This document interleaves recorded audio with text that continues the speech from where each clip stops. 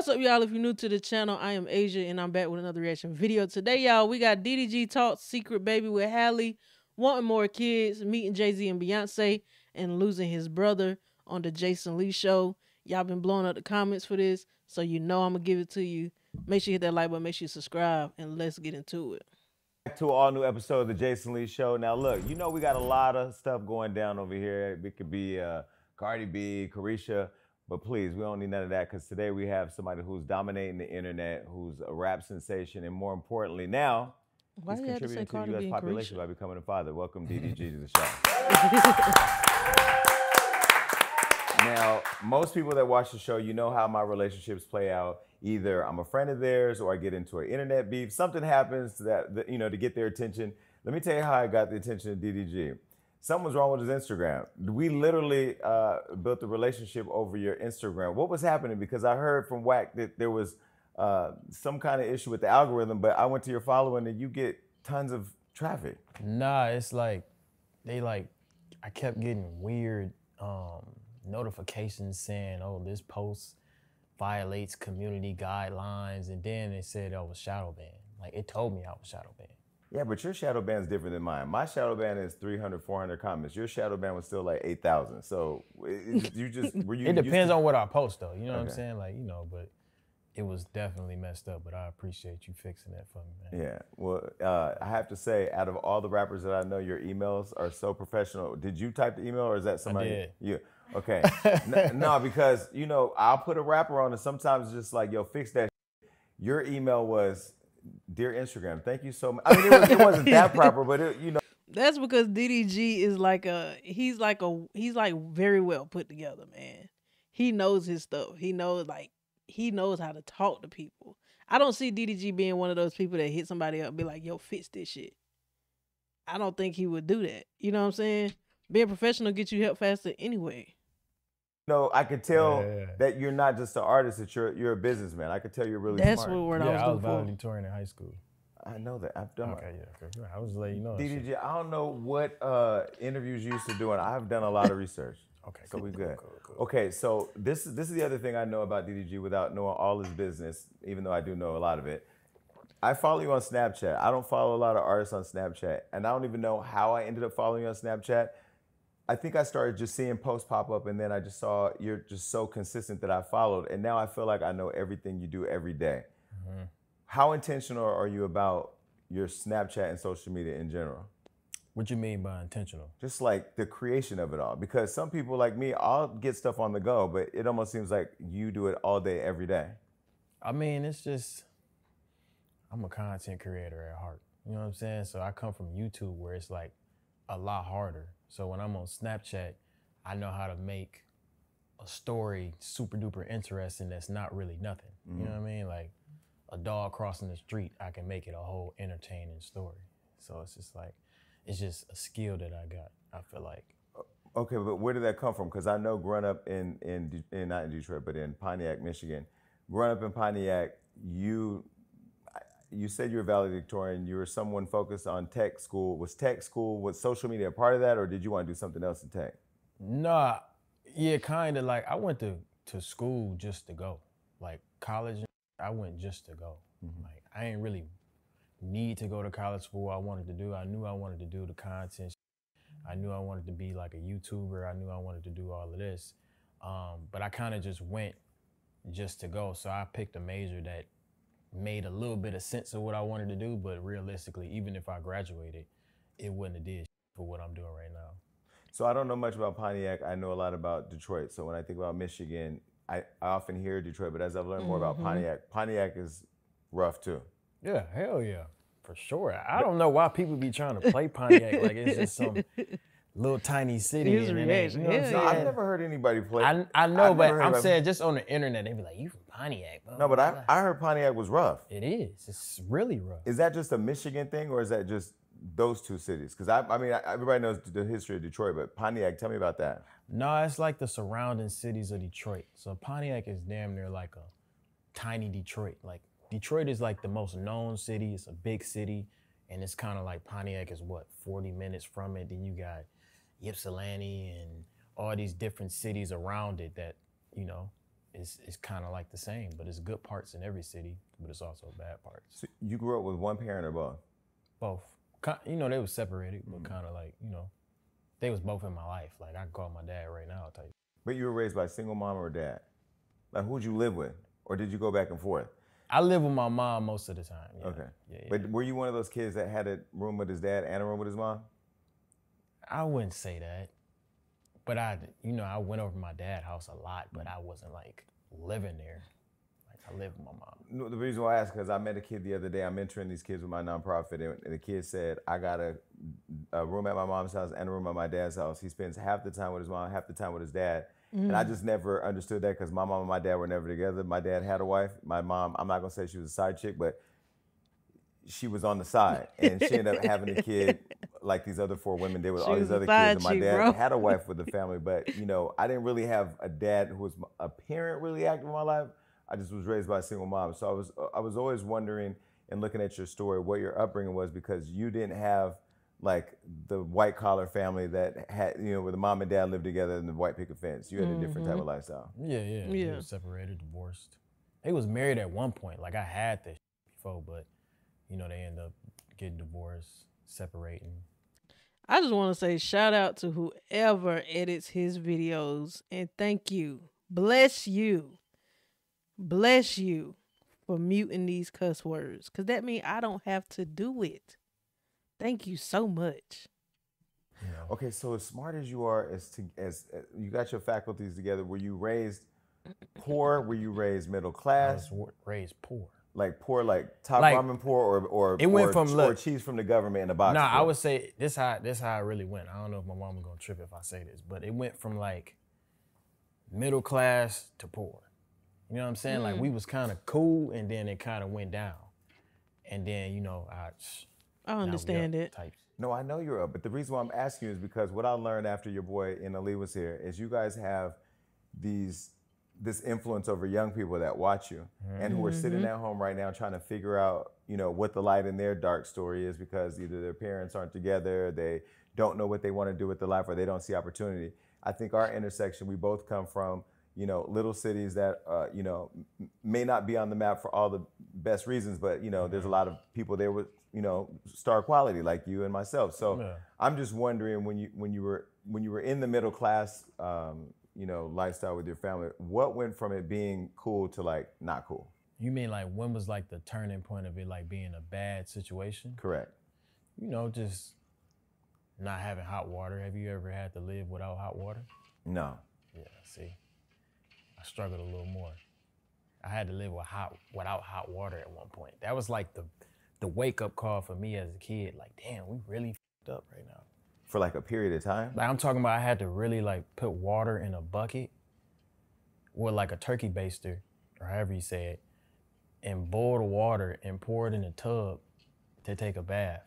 And if sometimes I might pour it in the tub, I'm a kid, I'm like 13, 11 or something like that. Sometimes I'll pour it in the tub, and the little tub thing would be, I wouldn't have the, what you call the it? stopper? The stoppers in there, and then all the water would go. So I had to redo it. Like, I used to live like, but how a little bit, how long did you guys live like that? Maybe like a couple years. Really? With no hot water? No, we got the hot water back on. Like, maybe like a month without it, maybe. I might be exaggerating a little bit. That's still a long time, though. Yeah. What is wrong with the water in Michigan? That's Flint. That's not Pontiac. But it's no hot water in Pontiac.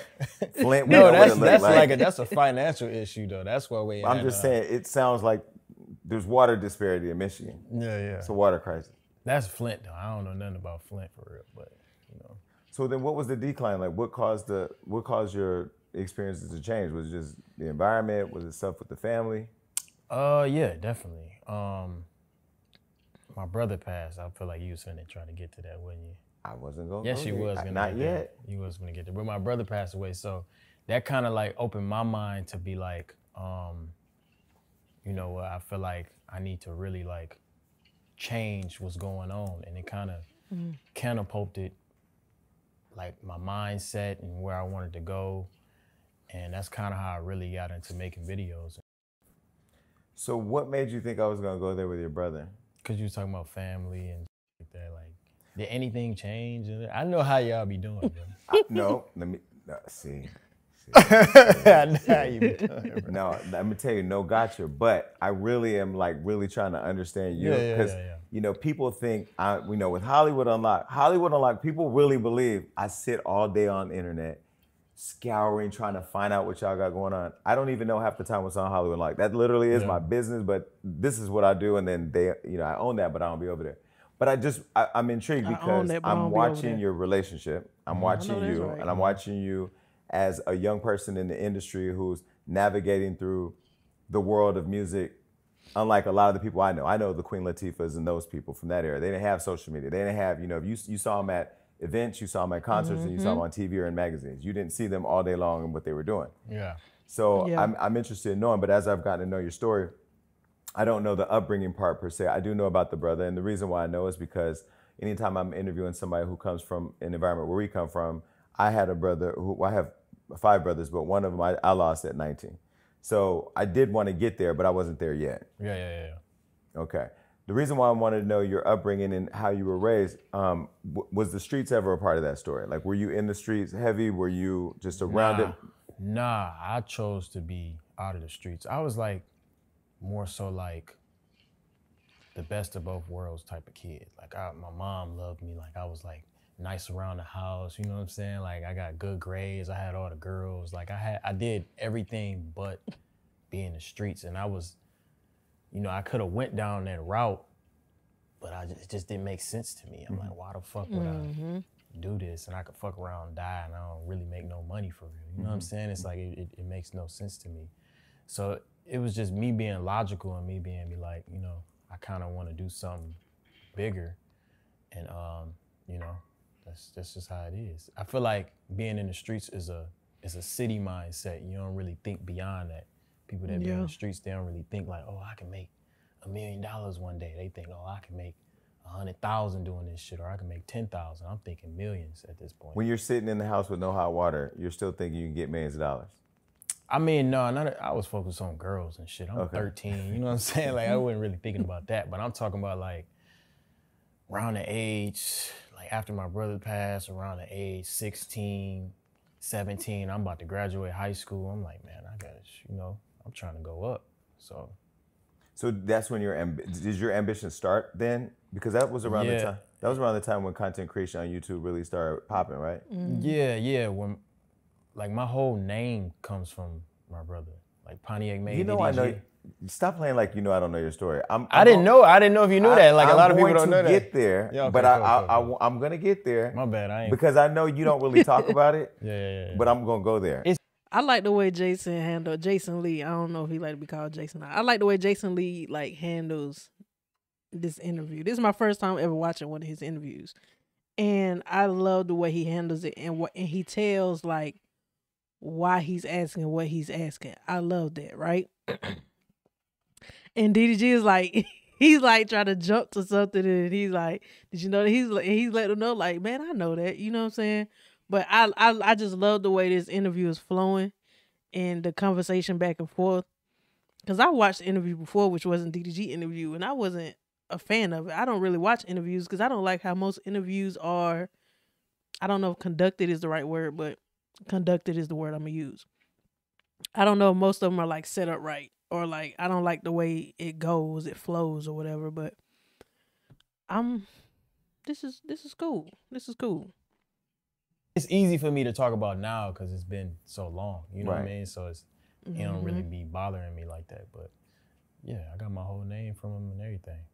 So we're gonna go there, and the reason we're gonna go there is because and I didn't wear it today, but Joyner Lucas recently, we hung out on New Year's Eve, and he brought me a gift, and the gift was a jewelry box, and I thought he was being funny. I'm like, don't you play? You bring me some jewelry, because me and Joyner be playing around. And I opened it up, and it was a necklace with he had researched online, and he went and found a picture of my brother, and he put it on a pendant, and he almost caught me. He almost saw a thug cry in the middle of Prime 112 because that's like the most sensitive thing in my life. Yeah. But it's happened so long ago, but it's still one of those things where like I've learned how to manage it to a point to where I can control myself, but then there are times where people can kind of get me, you know? Yeah, yeah. But no, I'm gonna go there. But I want to know just in terms of creativity, because I think you inspire so many people and people are following you. And I've been, I know that, like me, you get attacked a lot when you just be minding your business. Yeah. And I just wanted to give space for, just the amount of respect I have for you. Not just as I've learned your personal journey, what you've gone through, what you represent, what you could be representing, what you choose to stand on. So I want to honor that. So when you were 16 and you were dreaming up these ideas, when you were going through the dark and despair area of like the no water or whatever, and had a choice to go this way or that way, what kept you focused on, having a better life or a different life than maybe some of the people around you? I really wanted to see my mom live a better life. So, yeah, that really was it. I'm like, I want my mama to be able to live in LA one day and have a nice car, you know what I'm saying, and live nice. Cause she did work hard. Like my mom used to work 2 jobs, used to be a manager at Rite Aid, right? Really? And they used to come in and rob that bitch like every week, swear to God. While she's at work? Gunpoint, yes, my mom's at work. She getting held at gunpoint, like crazy shit. That's crazy. Wait, so Pontiac is that wild? Yeah, it's that wild, bro. Niggas be thinking that shit is sweet, bro. It's really like that. Okay, so... But I'm a kid at this time. Like, I'm like 11, 13, but she working 2 jobs and they robbing Rite Aid. She working at Family Dollar. They robbing Family Dollar. Like, my mama, she worked hella hard.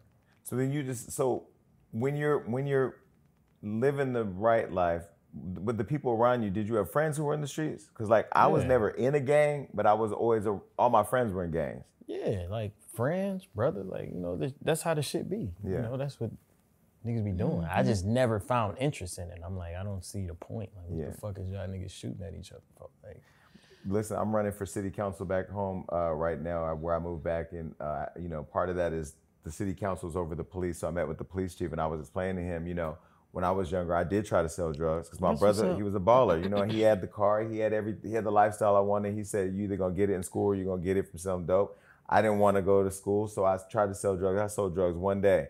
I got chased by the police, and I don't like to run like that. You know what I mean? I had asthma at the time.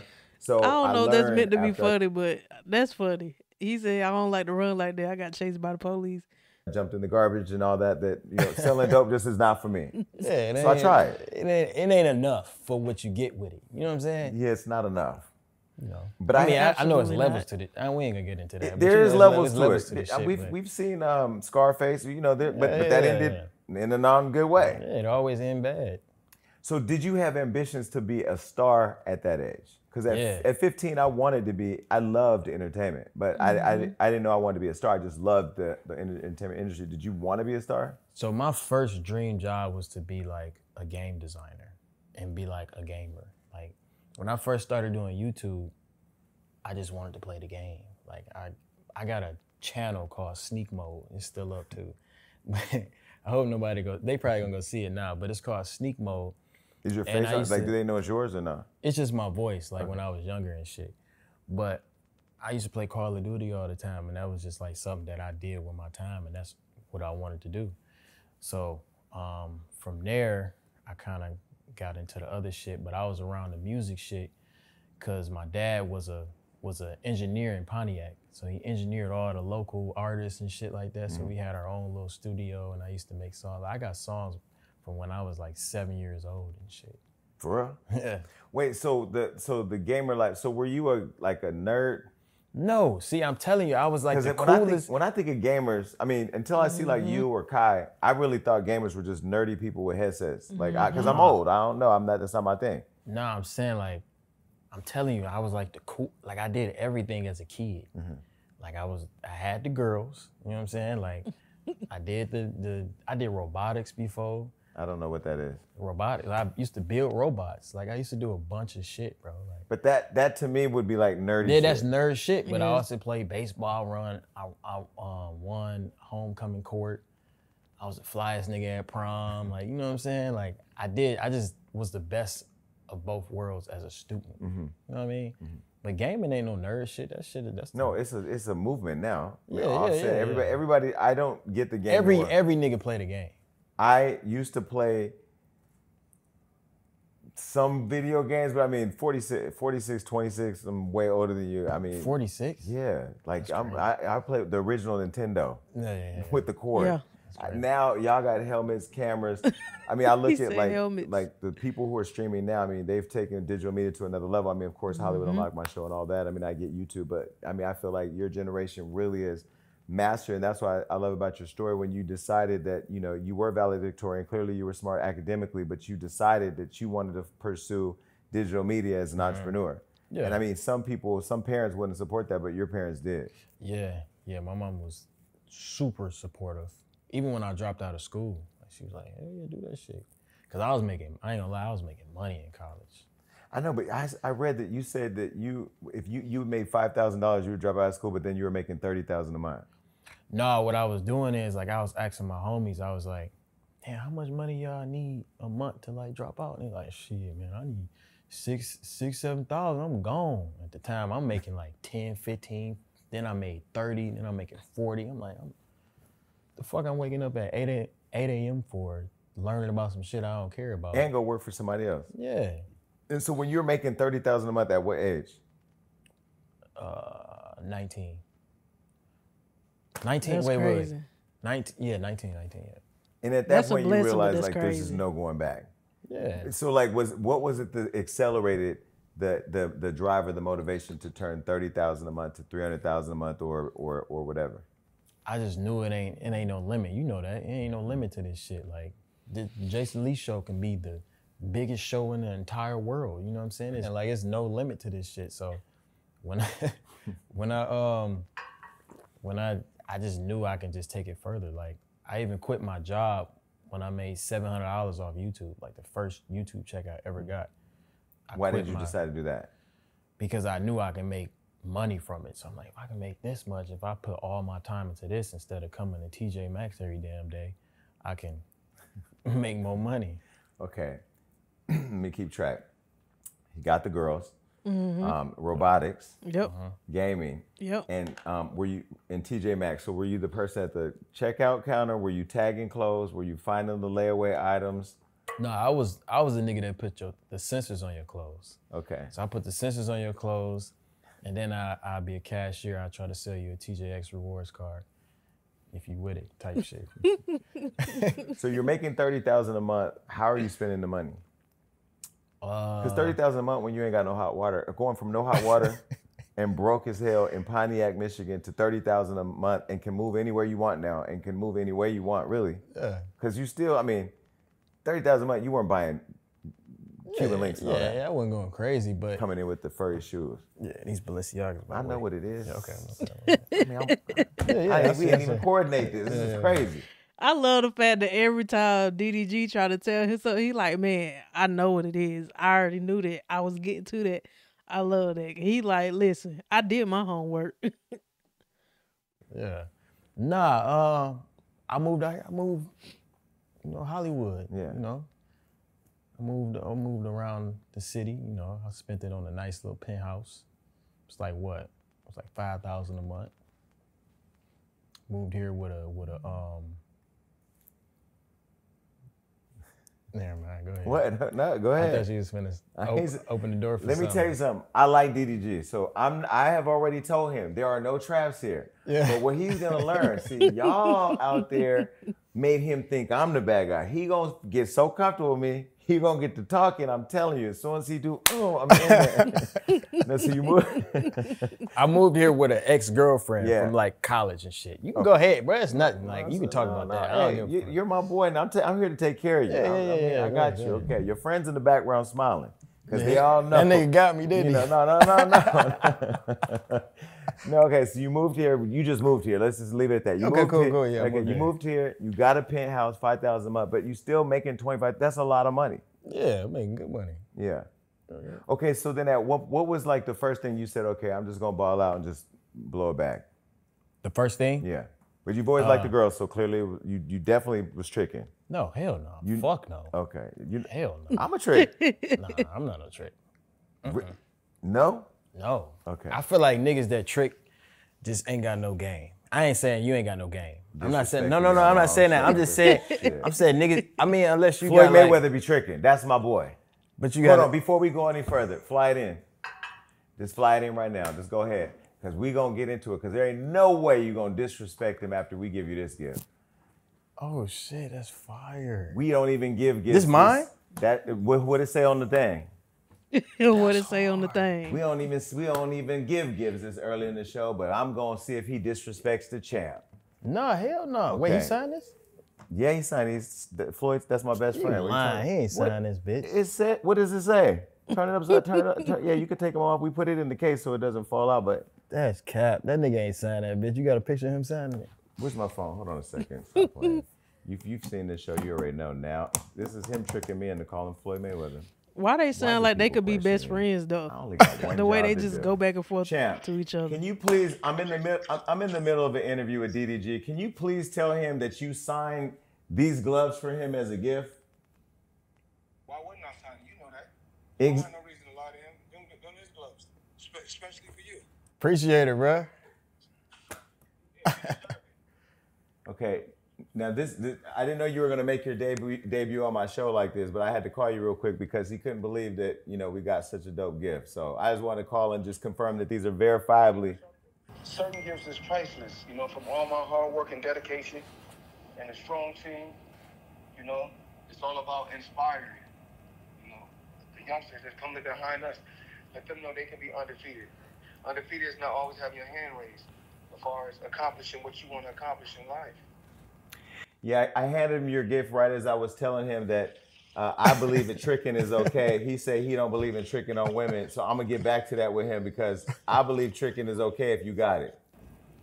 Well, he don't want no man to treat his mother bad, so why should he treat a woman bad? Okay, here you go, baby. Champ, I'm gonna call you back. We know you a great mentor. Floyd baby. getting deep. He wasn't expecting Floyd to get deep. Floyd started getting deep on him. He don't want no man to treat his mother bad, so why would he treat a woman bad? You ruining my show. Goodbye. Floyd got Give it up deep for on Floyd him. Mayweather. That's funny. That's dope. Man. Okay, so now It's you fire. gonna believe that. Nah, I believe. I appreciate that. Okay, of course. dope. No, we got you that because we know you're a boxer, and we know as soon as Blueface get out of jail, even though that's your homeboy, he can get it. I would never box Blueface. I know that's He your boy. funny, That's my boy. dog. Okay, no, so yeah, I wanted to get you this. I was gonna give it to you later, but I just felt like we were on the part about tricking. Yeah. And Floyd Mayweather told me when I was undecided, he's undisputed. I was undecided on how many relationships I would be in at the time because at first I believed in being in one, and then I started wanting to be in more. He said my rule is don't get in more relationships than you can afford.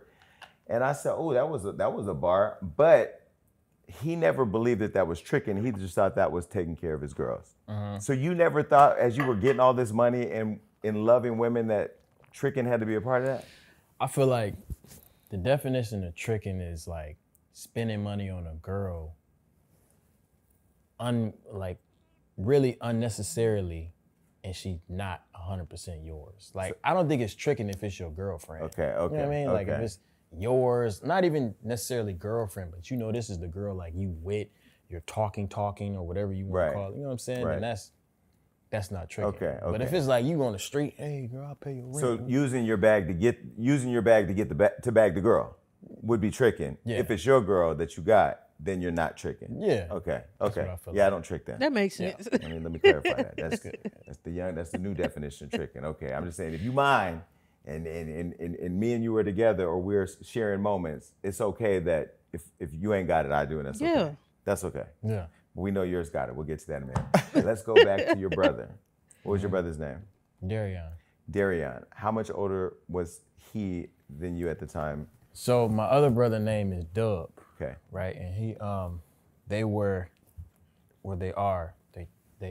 twins. Oh, okay. Yeah, so he's 30 now, which is 4 years older than me. Okay. And at the time he passed, you were 14?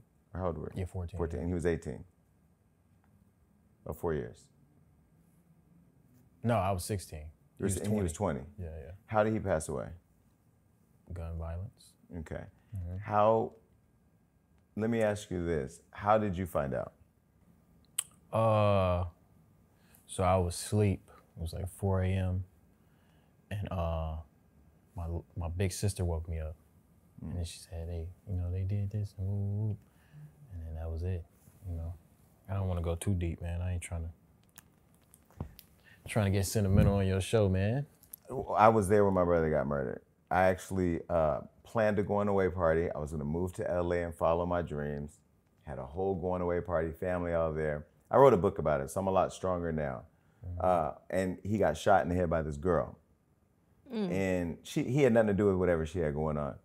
And when I was researching and looking at your story, I've never talked to somebody who I can say can connect with me on what I went through. But everybody has comforted me trying to tell me they understand what I went through. But more importantly, as I wrote my book, I started seeing so many people read my story like it just changed their life because they had been going through that motion forever and ever and ever. So I wanted to talk to you about how you worked through it. So we don't have to get too much into how it happened and all that. Yeah, it's but cool. like when it happened and you found out about it, how did you deal with reality at such a young age, especially somebody who's exploring all their dreams like I was, and then get through it? It was tough. It was hella hard because, like, me and my brother, like, we, like, hella close now. Like, we, like, super close. Like, I call him for anything. But at the time, like, me and him wasn't that cool. So it was, like, me and my other brother, we was, like, you know what I'm saying? Like, he was, like... You were closer to him? Yeah, I was closer to him at the time. Like, me and... You know how younger siblings is. Y'all used to beef and shit. Yeah. You know how that be. But me and my brother now, we used to low-key beef. But me and my brother that passed, we was like this. Like, he taught me how to drive and all types of shit. So it fucked me up a lot, but really just with time, for real. Like, it hurt me for a long time, but as time went by, I kind of just found a way to just cope with it. Was he in many ways like a father figure? No. I wouldn't say that. Okay, because like, you were still, your father was active in your life. Yeah, we was just like, he was a great big brother. Yeah. I would say, yeah. So when you go through that experience, did you take on more of a responsibility as the big brother, man of the house, kind of helping everybody get through that? Or were you going through it as everybody else was going through it on their own? Yeah, we kind of just went through it on our own. I'm a kid. Like, I was just going to school and, doing what I regularly do. I wasn't really trying to step up or be like a certain type of nigga. I was just going through it like everybody else. What were some of the ways that you cope with it though? Because, Black folks, we don't like to talk about mental health. I didn't go to therapy. I just... Yeah, I didn't do none of that. I just let time go by and just kind of just not try to think about it too much. Really? So you weren't consumed with it like I was? Because I was consumed. I mean, I wrote in my book, it was an episode on Oprah where Dr. Phil and they had went to this woman, and this woman her daughter had been murdered at 18, and she went on the show to tell the story, and Dr. Phil, they were like about to wrap up, and Dr. Phil said, "So now that you told the story, what you gonna do?" She said, "Well, honestly, my plan was to go home and to kill myself because I just wanted to tell her story." And I mean, I was sitting there watching it, somebody who had been like in this depression for 10 years, drinking, hurting people, but being very negative. And Dr. Phil said, "Why would you choose to go home and kill yourself? And why are you choosing to live in the way your daughter died and not celebrate the 18 years that she was alive?" I had forgot all the happy times with my brother, like, because I was so consumed with the death, And it literally like switched for me, and then everything came about. It was about living for him. You know what I mean? Yeah. So it was like That's like a good ass way to think about it. It was literally a switch where I was like, dark cloud, sad, sad, sad. I was mean to people, drinking, gaining tons of weight, and because some way I felt like if I'm not mad, then I'm betraying him. Yeah. Because that was my closest. That was like, he was everything to me, Yeah. So I always wonder like how people go through their healing process. Because the fact that you turned out the way that you are, the fact like when I see you sometimes clapping back at haters, people don't know people's story. Yeah. You know what I mean? And like we could have went that way. Yeah. You know? Yeah, a lot of the people that hate on me or talk down on me, like, they don't understand I've been in a position before. I didn't grow up rich. I feel like that's what a lot of people think. That was a flex. He let y'all know he got the bag. Just keep listening. I didn't grow up like, oh, I got money, this and that. Like, it was a real grind to get to where I'm at. And I feel like a lot of people don't take that into consideration when they speak negatively on me. They don't think like, oh, this is one of me. You know what I'm saying? Like, this is a person that lived in bad conditions and flipped his mindset and made something positive out of it. This is somebody who grew up with no hot water. Hot water, man. Come on. Who said, I'm going to get rich so my mom don't have to get robbed at work.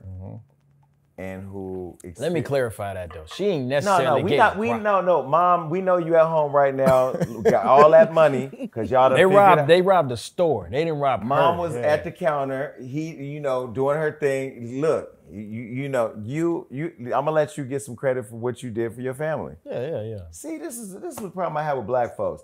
Soon as y'all get some compliments, here we go trying to throw in the it wasn't all that. You looked after your family. Yeah, I did. Okay, well, sure. let me. I mean, but you know how niggas gonna be. They gonna be like, you know how they gonna be. I know. Where's the dude that robbed her at? Why you ain't do nothing? Man, I was 11. That's nigga, not like, your what the fuck? But that's the thing. Yeah. What you represent and who you are right now to the culture is not to align with that narrative that we got to go kill everybody when stuff goes down. Yeah, I know. I don't give a fuck for real. It's just, Okay.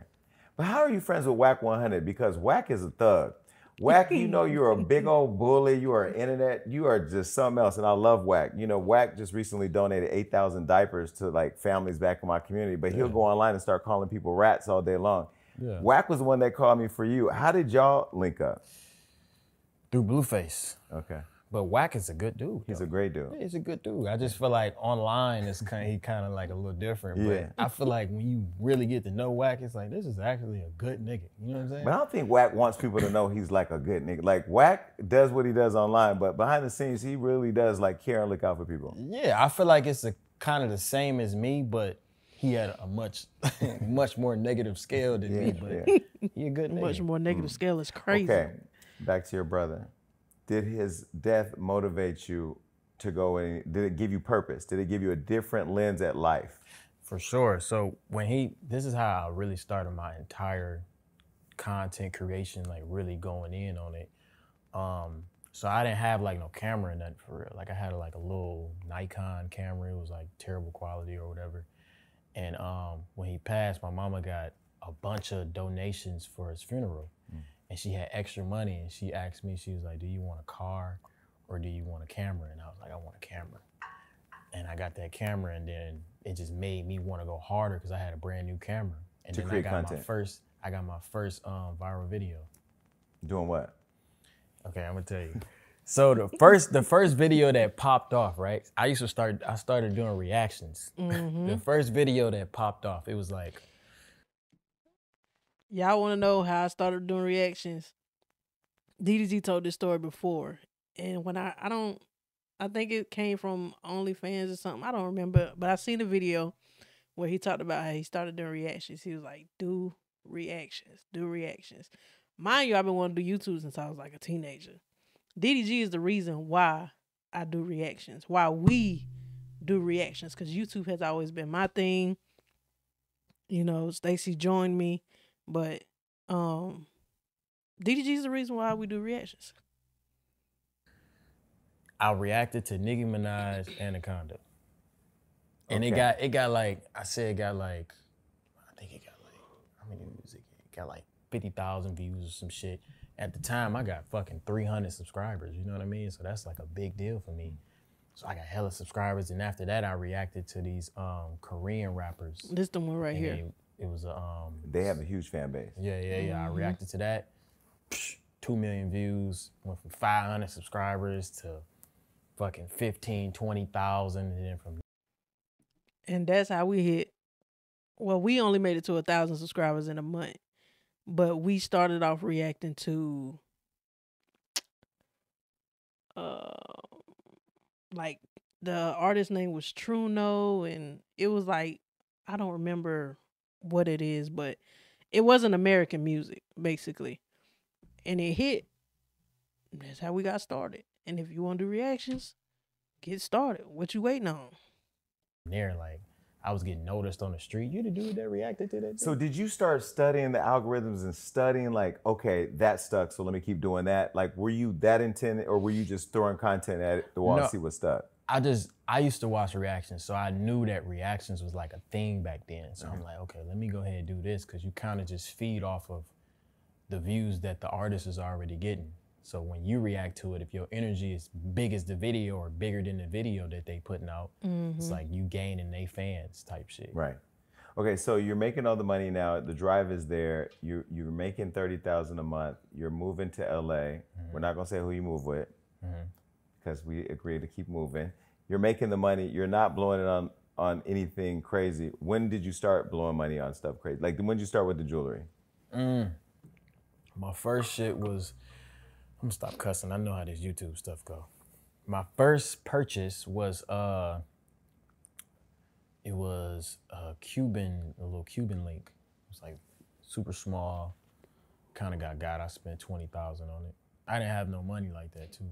Like I had money, but I ain't had like over 100. Like I had. And then you went and blew it on a Cuban? I was blowing money, bro. Like, because you wanted to start living up to the lifestyle? yeah, I lived in LA. Like I'm from Pontiac. I live in LA. I got my own little penthouse. You got hot water now. You Yeah. got everything you never had. Yeah, I got. Did you ever buy a Pontiac car? No. Because you know there's a Pontiac car. You know that? Nah, yeah, I know. Okay. But that would kind of be fly if you took a Pontiac, like an old school Pontiac, and flipped it. Yeah, that'd be cool. But I'm not really into old whips for real. I'm saying album cover. Yeah, you're right. You're right. That's hard. Creative directed by me. Yeah. Okay, so now when do you go from YouTube to now I'm gonna rap? Or you had already been doing music? Yeah, I was kind of like messing with the music, so I started doing diss tracks. When I got out here, I got like super big, like for like it was like everybody was watching me type shit. So I got into the diss track era, and from there, people was like, man, I really like it was getting like 5-10 million views. Mm-hmm. So I'm like, shit, these niggas really fuck with my music, so let me go ahead and take it serious. And then I just started really making music. And so when you were doing diss tracks, is that what turned you into a troll? Because you're an internet troll too. Definitely. No, that's not what turned. When I did the diss tracks, I was strictly clout chasing. Really? 100%. Like, can we give it up for him admitting to clout chasing? But here, let me catch it though. Watch, because this is how smart he is. But you weren't clout chasing for clout. Were you clout chasing for clicks because you knew how the internet worked? I was clout chasing for money. Like it was like more so like, okay, diss tracks hitting. I ain't got no beef with Yachty. I ain't got no beef with Rice Gum. None of these niggas that I'm dissing. But Rice Gum is huge. Yeah, he's huge. See, I'm like, he went to Rice Gum. Yeah. Y'all are trying to. Who are they? I don't know what baddie y'all be beefing with online. He's talking about Rice Gum, who's the biggest.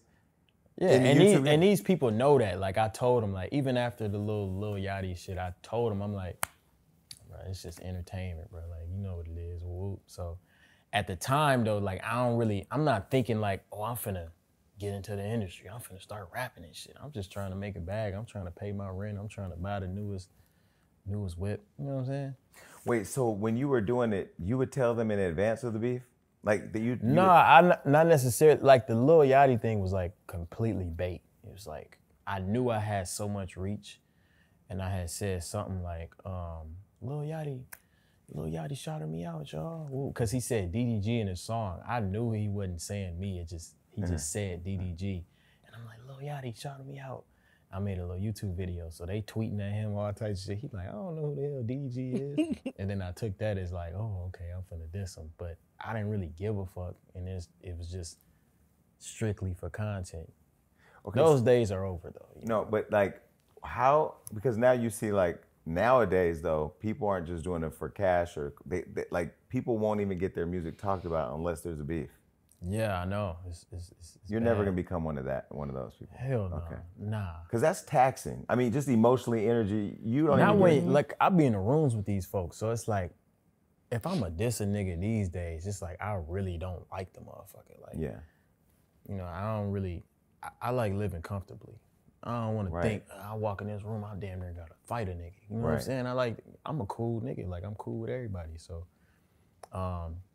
yeah, you know, those was the days where I never imagined myself being as big as I am. Mm-hmm. Yeah, I watched on your Snapchat. I'm gonna tell you the one day I didn't like you. Okay, this is just, I gotta be honest. You went to Beyonce's birthday that day. That's it. That's the only reason why. Because I wasn't there. I mean, that was dope. That was a very fun experience. You know, it was eye-opening, like, cause you know I didn't met most of the people in the industry, but there I done met everybody. Yeah, like, damn, these motherfuckers. You know what I'm saying? You gotta think about it. I'm 26. These motherfuckers. I've been listening to these people since I was a baby, you know? So it was just dope to see. But isn't Beyonce one of the nicest people you ever met? She is. She's very nice. Yeah, she's like your girl. Yeah. That's it. They're very, stop. See, he's Wait. smart. One of the nicest people you ever met. She is. Watch how She's he very bring nice. it in. She's like your girl. She's like your girl. Mm. He's like, They're very. Stop. See, he's smart. He's not gonna play me. This is my arena now. Wait, no, but they're very similar. Like I love you, Halle and Chloe. Chloe's been here on the show. They came to my award show. Hopefully, you guys come this year. I'll make sure you guys get the invite. But I mean, I said at the award show I had to cut it out a little bit because I kind of got caught up in my speech. I made everybody get up and clap for Halle, and I said, "Y'all be fucking with these girls. Don't fuck with them. I'm gonna fuck with y'all." But I cussed everybody in the room out, and I had to look in. There's 900 people in there because I see what they get online. You know, I see what you get online, and I just feel like jealousy is the new clout. You know what I mean? It's you know, when we Black people and brown people start making strides and creating lanes and then like bypassing the expectations people have for us, here come our people cannibalizing us, and it'd be like, wow, for real. So I saw the hate that Halle was getting when she became, you know, the first Black Little Mermaid, and I'm like, just want to just protect them, you know, because they're good people. So when you're in the room with Beyonce and Jay-Z, and now you and Halle are like, you know, the next generation of that to come, when you're around that kind of energy as somebody who still thinks, you know, I come from Pontiac, I come from humble beginnings, I've survived a lot of shit, I pursued my dreams, never thought my dreams would be this big because I'm in the room with these people. How does it feel? Like, does it remind you of like the journey, or how does it inspire you to keep going? Yeah, it's very, very inspiring. It's like very motivational to see like you know, when you by yourself and you chilling, you think like I'm that nigga. You know what I'm saying? And then you go around people that's that nigga. You know what I'm saying? So it's just inspiring to see the different levels of success you can get to. And yeah, it's dope. It's amazing. So did Jay-Z talk to you? Like, Yeah. What do you guys talk about?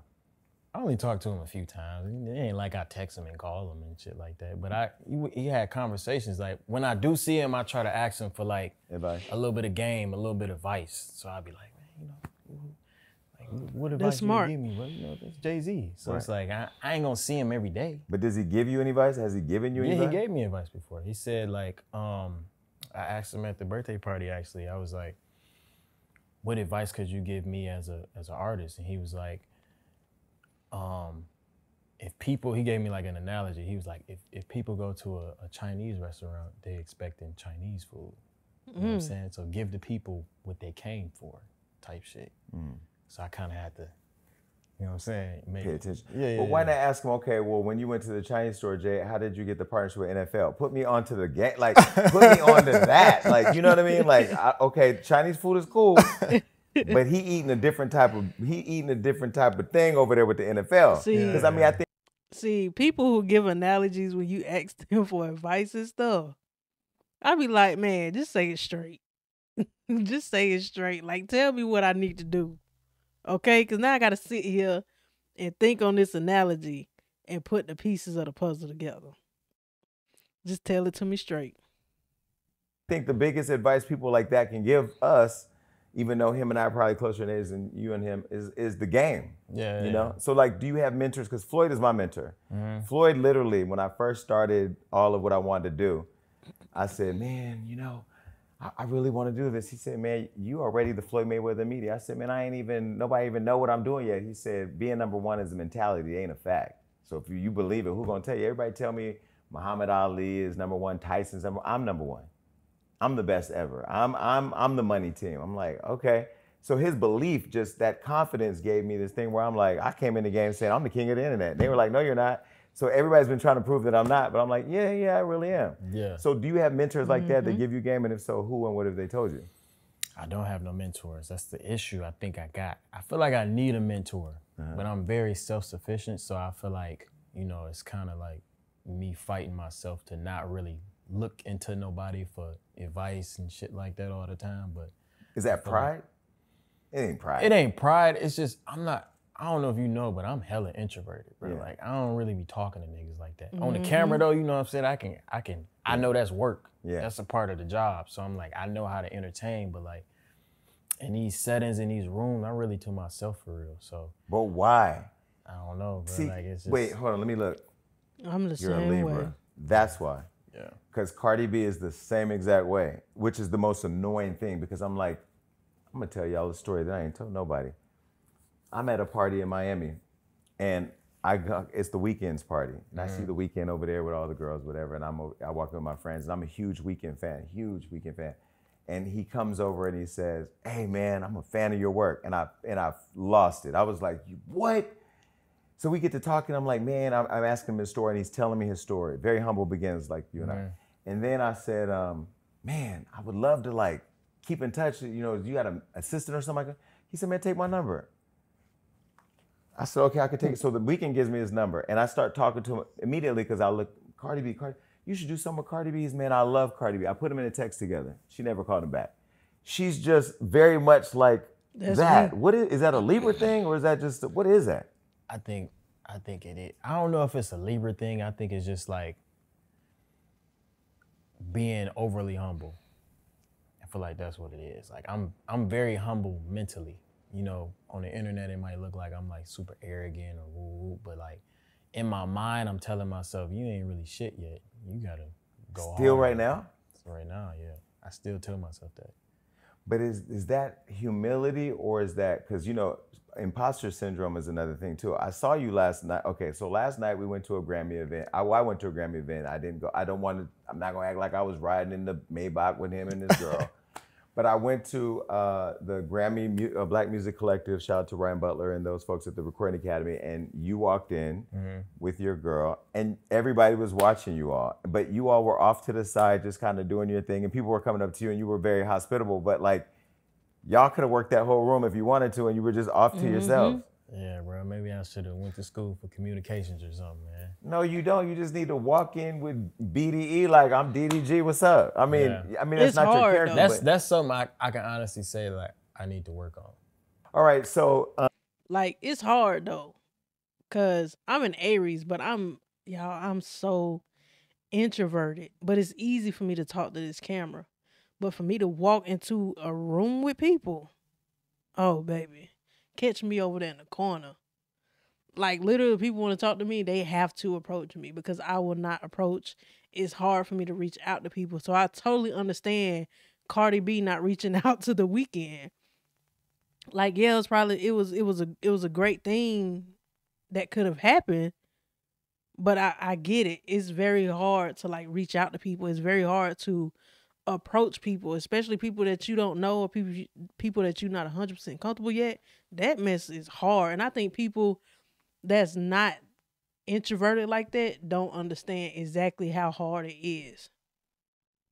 you were there at the event last night. Do you like or dislike being in celebrity shit? Like that, those rooms? Nah, it's cool. I like it. Okay. It's a fun experience. It's dope. Have you met anybody yet that you don't like in the entertainment business? That's either been rude, that's not giving you what you expect, that didn't rise to expectation, or just was somebody that... Nah. I would tell you, nah, I haven't met nobody. Mine was Lauryn Hill. Bless her heart.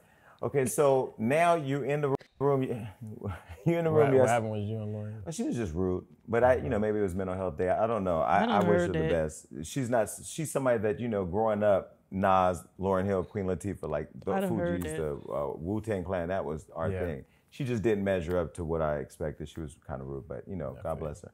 So you're okay being in the rooms. Jay-Z gives you some game, but we're gonna get some more. Now you're trolling on social media, because I do see on Snapchat, I don't look at you as arrogant, but you do be trolling. Do you do that because you know that's gonna get people going? Or why do you do it? Like, I'm like an unintentional comedian, bro. Like, I know it's funny. To me, I post whatever I think is funny. Like, before I post something, I literally laugh at it and then I post it. Like, so I don't be, you talking about like when I post about like arrogant shit, like prices and all that other shit? No, like when you post like a sonogram. Oh, yeah. I mean, But now you troll and people know you troll, so when you post that, we all thought you was trolling, but that was the real deal. No, that was fake, bro. Oh, was it? Yeah, I got that shit off Google. And I seen it went crazy on Twitter too, like, oh, he we thought he was April Fool's him, but he really got that shit off Google.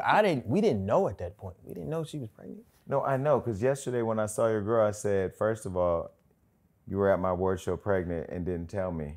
And she was like, well, we didn't know. I'm like, okay, Halle. You know, I'm never, to me, she's an angel, so I'm never just gonna say you lied, but okay. Yeah. You know, yeah, so the sonogram thing, that wasn't a real sonogram. No, I got that up. You can literally look up ultrasound on Google and find that same picture. But then were you really pregnant together at the time and just didn't know? What month was that? No, she wasn't. Okay, so you decide, you're young, you're in the middle of your career, you're making the money, you're famous already, and then you meet Halle, and then you guys fall in love. Is it immediate? Yeah, it was kind of like, it was a breath of fresh air. Was it really? Yeah. Why? It's okay. No, This nigga trying to get me. no, I'm just asking, because a breath of fresh air when you have been suffocated. Yeah. Yeah, that's what it was. Yeah, it was just a breath of fresh air, you know. It was very different from what I was used to. Yeah, his friends in the background, they trying to hold him down. They a little way away. So, I wonder who in the background. was that your first real love? Like first real relationship? I mean, because you know. Nah, I've been in a few relationships before that. Once coming from high school, like, you know. But yeah, I've been in a real relationship before that, but this is my longest relationship ever. Like I'm usually 1 year done, you know, but it's like this been going on for over 2 years now, so it's dope. What was the breath of fresh air? Just meeting somebody that was like very humble, nice, and we kind of like alike in terms of like what we like. Like we laugh together, we do all like that's like. She and Aries, that's what the breath of fresh air is. So we just talk all the time, we kick it. Like it's like very easy, you know, to have a good time. You both are very like this too, like calm. Yeah. Is it always like that, or when you're together? Halle's a comedian. Like, yeah, people don't know that. I get to experience that. Her family gets to experience that. But like me and her, we laugh together like I feel like that's like the biggest thing in a relationship for me. Funny. But I feel like you guys vacation a lot together too. Every time I go on Snapchat, you guys, I mean, you went to Paris Fashion Week, I followed that. You were on an island somewhere or somewhere tropical, I followed that. That was the baby moon. Yeah, I feel like you guys are you guys always together? Like you enjoy being together, you know? Enjoy just spending quality time? Yeah, like we together every day, so it's.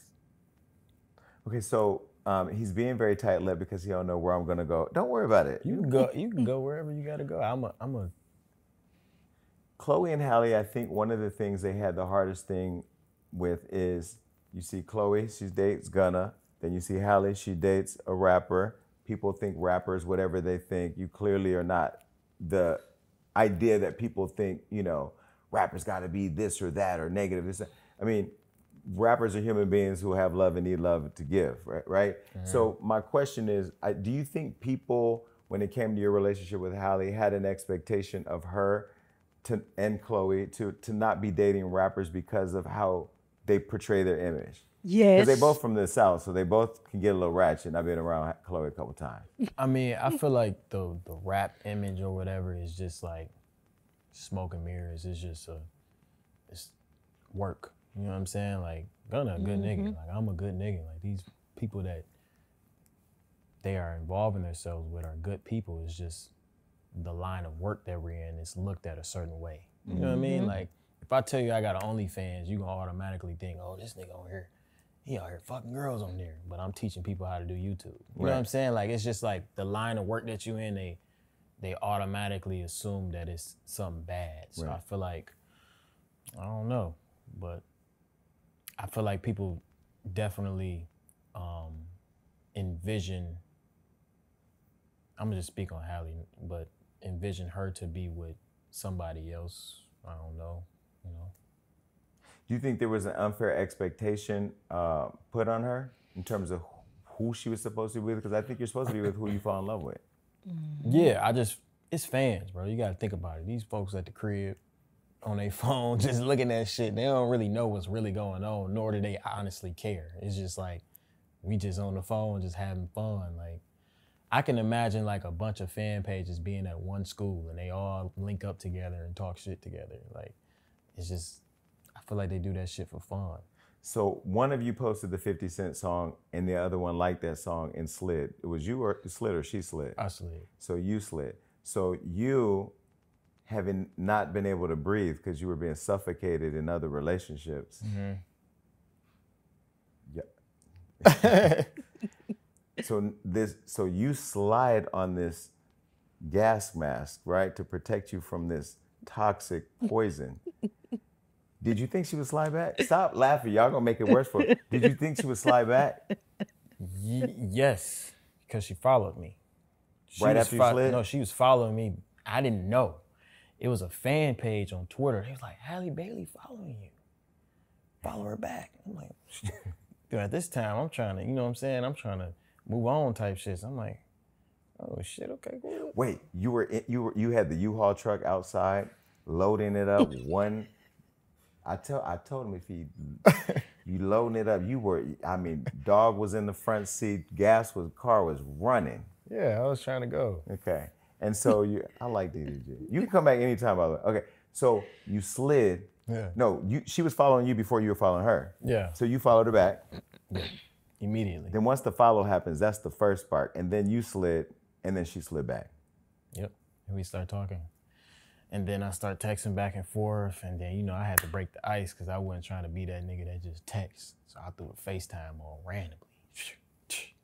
Shirt off, everything, FaceTime. See, here we go with the thought. Now, he told you his OnlyFans had marketing classes, so y'all can go download that and send it to us and let us know what it is.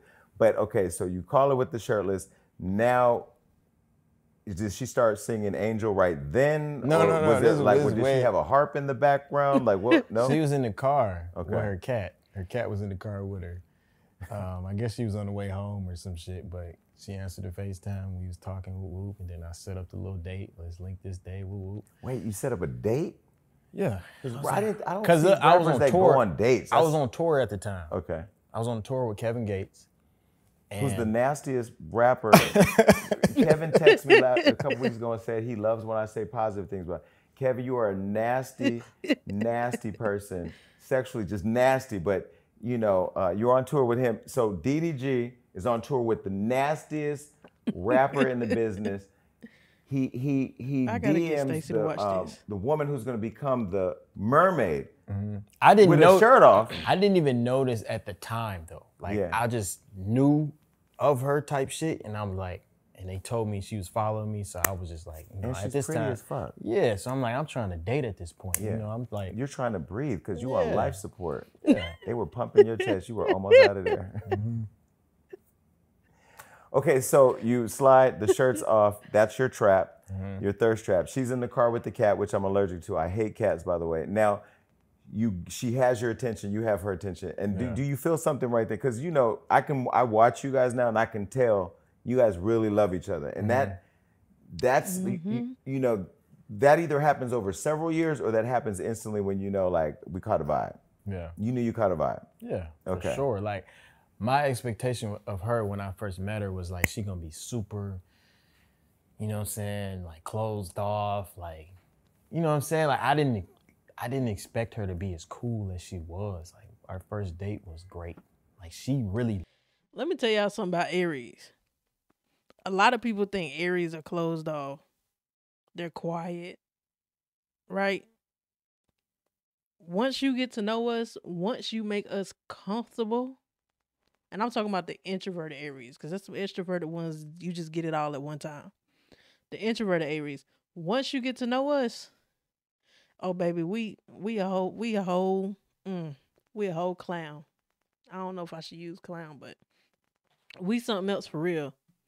It's people who have known me for years that have never seen the side of me that Stacy has seen, if that makes sense. Like, once you get us there, we there. We locked in. led the whole date. Cause I'm like introverted, like I said. Yeah. She like sparking the questions, talking, woo woo. She was looking hella She was nice. interested. She invited me to go to the movies, and you know, it was like she was like leading the conversation. She's an Aries. Yeah. She's a fire sign. Yeah. Okay. So I felt like that's what really captured me. I'm like, damn, like she cool as fuck. Now I looked at some. But I bet you if she wasn't genuinely interested in him, it wouldn't have went like that. She was interested. And like he said, she a fire sign. One thing we gonna do, baby, we gonna lead. Some of your last relationships, but I'm not gonna say no names because you know I don't believe in going in reverse. I believe life is about moving forward. Yeah. Do you feel like she treated you with love and respect from the very beginning? Because it just seems like she's the type of person that's like that. Yeah, for sure. Yeah. Yeah, 100%. And you felt like you deserved that. Yeah. Okay. Yeah, I'm a very loving person. Like I'm there for anybody around me. If I fuck with you, then I'm gonna show you that I fuck with you. So how do you go from the movies, the shirtless phone call with the cat, sliding on Instagram, to we're having a baby? That kind of just happened. I ain't gonna lie, like I ain't even, you know what I'm saying? I wouldn't we wasn't aiming for a baby, but it kind of just happened, and then what we gonna do?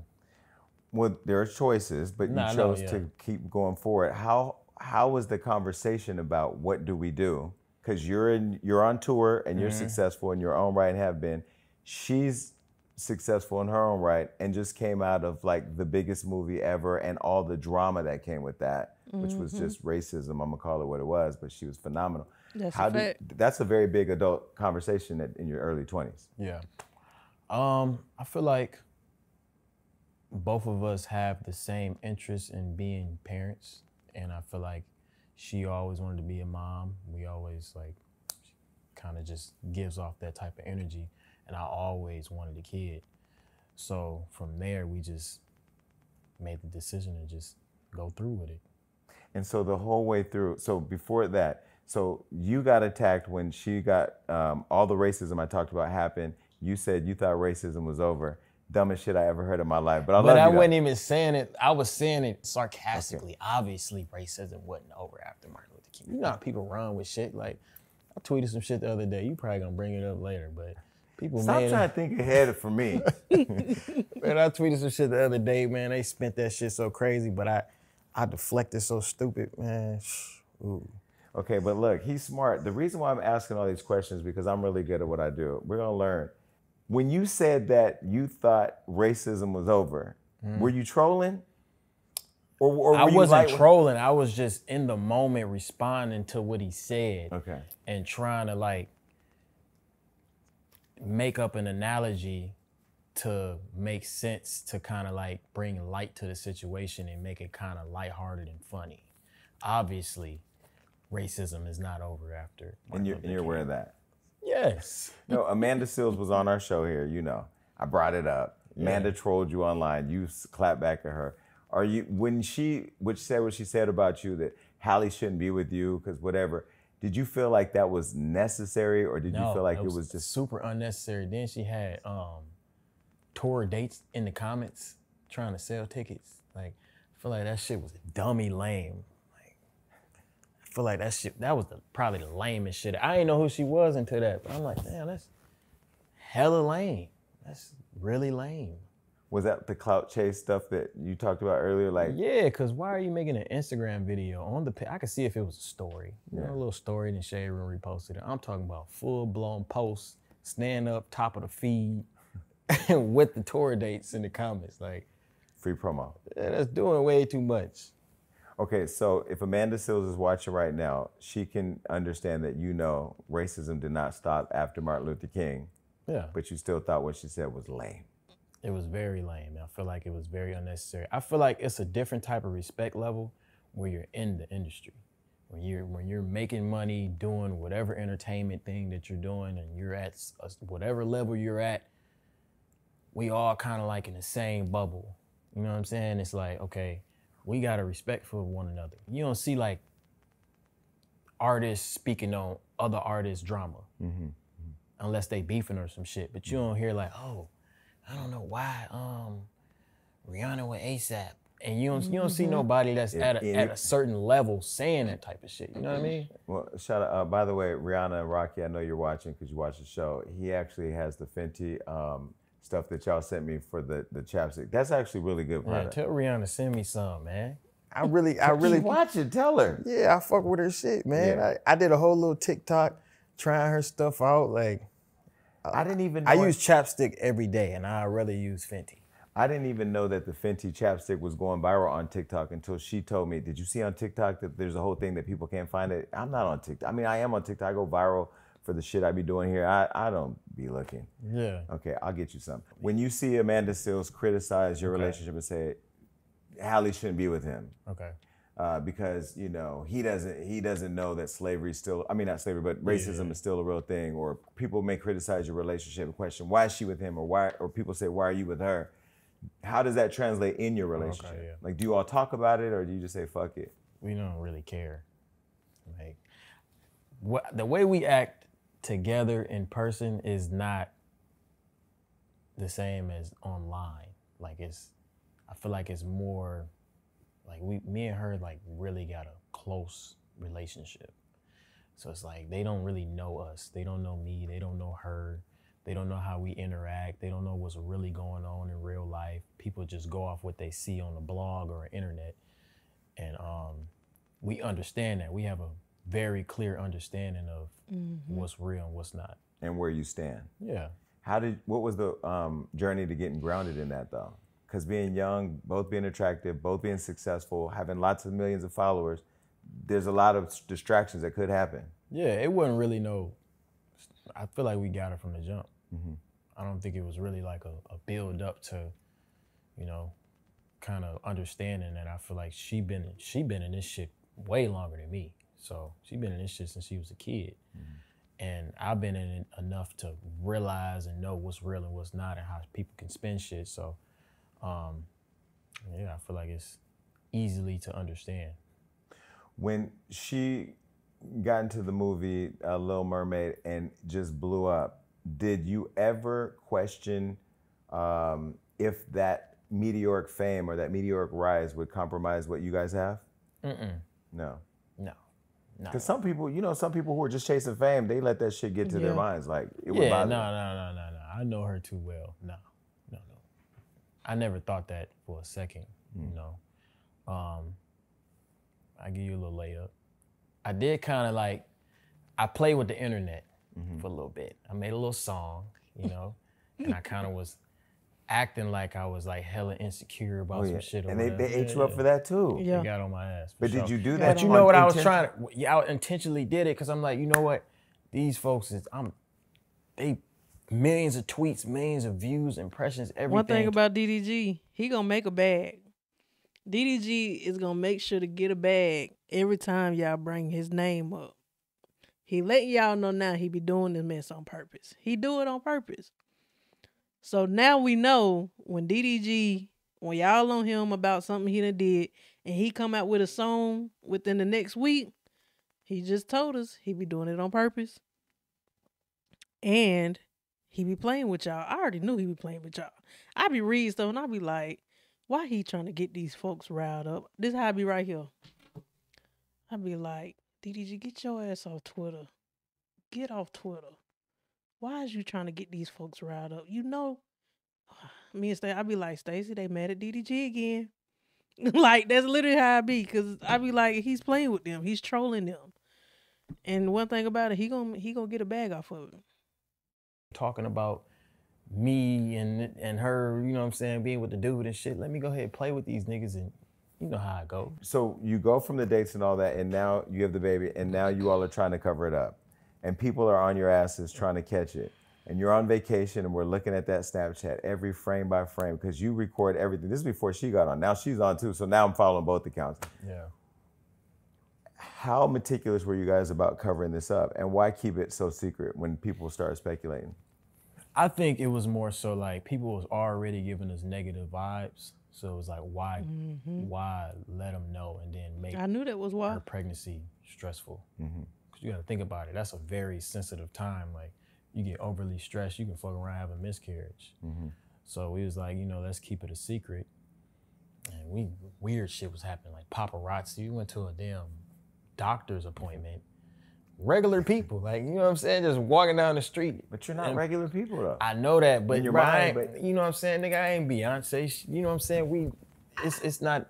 I feel like it wasn't that big of a deal for people to really be. You know what I'm saying? So when I seen the picture, I'm like, this is weird. So that kind of blew our little cover a little bit. But as long as you don't, I figured out with the internet, as long as you don't respond, bro, it ain't real. Facts. Like if we would have never said nothing, If you would have said anything, it would have died. To this day, y'all wouldn't even know I had a kid if nobody would have said nothing. Okay, so when they're chasing you down, when you're having to come up with different outfits, when you have to actually think about content, who's around, right? You're not just letting everybody in your personal business. Does that start to make you not like the fame, not like the celebrity, not like the work that you're doing? I mean, I know how to flip the shit to make it beneficial to me. So it's a love and hate with it because, you know, without the last thing you want to have as an entertainer is to nobody to give a fuck. True. So it's like, they gonna hate me regardless, but as long as you paying attention, I'm making money, you know? So it's like, it's just a part of the game. But I do hate not having privacy. I do hate having to watch what I tweet. I do hate having to watch what I post now because people are gonna try to spin it and then go on a blog and whatever. But you know, that's just an indication that you're going up. People give a fuck. So now that she's rolling out the content, showing all the shoots she was editing and all that, were you behind all this? Like, were you showing her how to do that? Because you master social media. She was good with social media, tweeting here and there, but like you know it in a different way. Yeah, I mean, I kind of assisted her on how to, you know, how to post and, you know, get the people, you know, whatever. So, but it was all her idea. Like, I let her just take the reins. I ain't want to be like the one to like say, hey, we have a kid and this is the picture and this and that. So I let her have that. It's her moment. I even had Blueface. Blueface has been here twice. I had Krishan here twice. There was a moment where I don't know if Blueface and Krishan were here, and I asked them, "Oh, you hang out with DDG and Halle? Have you guys double dated? Are they pregnant?" They would not tell me. I kind of felt there was a hint where they almost told me, but they realized what I was doing. They didn't tell me. I'm like, man, y'all some haters. Yeah. How are you training them on how to be master trolls? Because Blueface and Krishan is a whole other thing. They on a level. Are you coaching them though? Like, No. Okay, because you're seeing it. Would you ever troll that hard? Nah. That's a lot. Nah. But you see, like, when you don't give a fuck, they don't give a fuck either. You know, you see how far you can take it before, you know what I'm saying? If you show that you give a fuck, that's when people are gonna try to crucify you. Right. But then there's inviting everybody like that into your business, because like Blueface will FaceTime me and say, "You're welcome to the circus. You're a part of it too." I go, I ain't a part of that. I'm not stepping in that, you know. But how did you guys all become so close? Because you're the only person to get him to rap on beat. Yeah, that's what people say. But it was just like, so he hit me up to get on the song to remix the Moonwalking. I believe we met before that though. Yeah, we hung out a few times before that. But then he hit me up to get on the remix. And at first I'm thinking like, Blueface on this song? That kind of don't really, I'm thinking like a West Coast beat. You know what I'm saying? I'm like, we can do something else. But I was like, fuck it, let's just go. So I went to the studio and I pulled up and he actually made like the points where he come in at. Cause I was like, let's just take off my whole second verse and then you hop on it. He was like, nah, we're gonna come right here. I'm gonna come in and you gonna come back in and I'm gonna come in right here. I'm like, all right, bet. He rapped on it. I'm like, damn, this shit hard, what the fuck? And then I'm thinking like I'm finna turn it into my label and you know what I'm saying, get the proper clearance and shit. This nigga leaked. Not with this circus. This nigga right leaked to the internet. That nigga leaked the whole song the next day, but it went up. Yeah. So then I'm scrambling to try to shoot the video and put it out and shit. And then I think from us making that song and us getting a hit together, we just became really good friends. Are you gonna be Krishan Jr.'s godfather? I mean, I don't know nothing about that situation, to be honest, so, you know. I ain't got nothing to do. I ain't trying. He's so He tried to get him again. media trained. Okay. What relationship advice, if you had to give Blueface and Krishan relationship advice, what would you give them? Individually? Yeah. I would say the internet is definitely, the internet only show certain amounts of your relationship on the internet. Because a lot of opinions of other people could alter how you think about a person or make you feel some type of way about a person when it might not even be that. Halle was singing Angel, and she's talked about Halo in the song. Was that about your kid, or was that? No. That's just ironic. Yeah, that was ironic that she said Halo in that. Okay, we have another gift for you. It's on Really? the side, yeah. Oh. Okay. I like it here. We do gifts at this show, people. I was about to say, okay, gifts. Oh, that's fire. That's hard. We try to be a little thoughtful. That's hard. Halo's dad. No, but you like watches. I know you're a that's watch guy. fire. What the fuck? That's crazy. Oh, man, appreciate that. No, of course. Listen, that's another thing you and Floyd have in common. His watch collection is insane. Yeah. That's hard. I like that. What is the most exciting part about being a dad? Like when you look back over how you were parented or how you were raised, like what is the Like right now, it's like, I was talking to one of my homies, and I was like, right now, you ain't got a kid, do you? No. I have 2 dogs. I don't even know where they are right now. Yeah, I was talking to my homie. He was like in this stage of their life, you just literally just keeping them alive. That's like the main focus is just to keep them alive, feed them, change their diaper, burp them and shit. Like it's really nothing else to it. But it's still fun. Like it's dope because now he's starting to like hold his head up by himself and shit. He kind of like hold his bottle a little bit. You know what I'm saying? Like, it's just dope seeing them do new regular shit. So. Are you obsessed? I am. Really? Yeah. Okay, when your baby was born, did you cry? I didn't. You didn't? Some people get all cry. Were you in the room? Yeah, I seen the whole thing. Did it scare you? You know what really scared me? What scared me was it's like this little needle they put in a hand and they take out so much In the baby's blood. hand? No. Oh, in her hand. Okay. And I was seeing it and I was seeing the blood they was taking. I'm talking about they was taking out blood. For what? Oh, in case she has a issue with the pregnant. No, like the medicine and shit that you use when you have birth or whatever. But I think so. It's just an IV. It was like a strong ass IV. But they were taking all the blood out? They was taking the blood out and shit. It was like, I don't know what the fuck they was doing. Don't quote me on it, but I was watching the blood and I started getting a little fainty, like I was finna faint and shit. But when I went down there and I seen it, it don't look real, bro. Like when you see this shit happen, it's like, it's no way this is really how the fuck I came out. Like when you look at the umbilical cord looked like a piece of candy. Like it's like, it looks weird, bro. Like and you were able to stomach that whole experience? Yeah, cause I'm thinking to myself, I'm like, this is crazy. Like life is actually, it's coming to yeah, and life. I helped put his head out too. Okay. I put his head out a little bit. Before, because I know y'all, we just ended a conversation, don't attack me. I can't even wipe my dog's butt or do anything because it's just a lot. I don't know. You didn't at all you felt happy? It's a beautiful thing. Really? It makes you think like, it really makes you repurpose and think like, it's absolutely no way in shape or form that there's no God.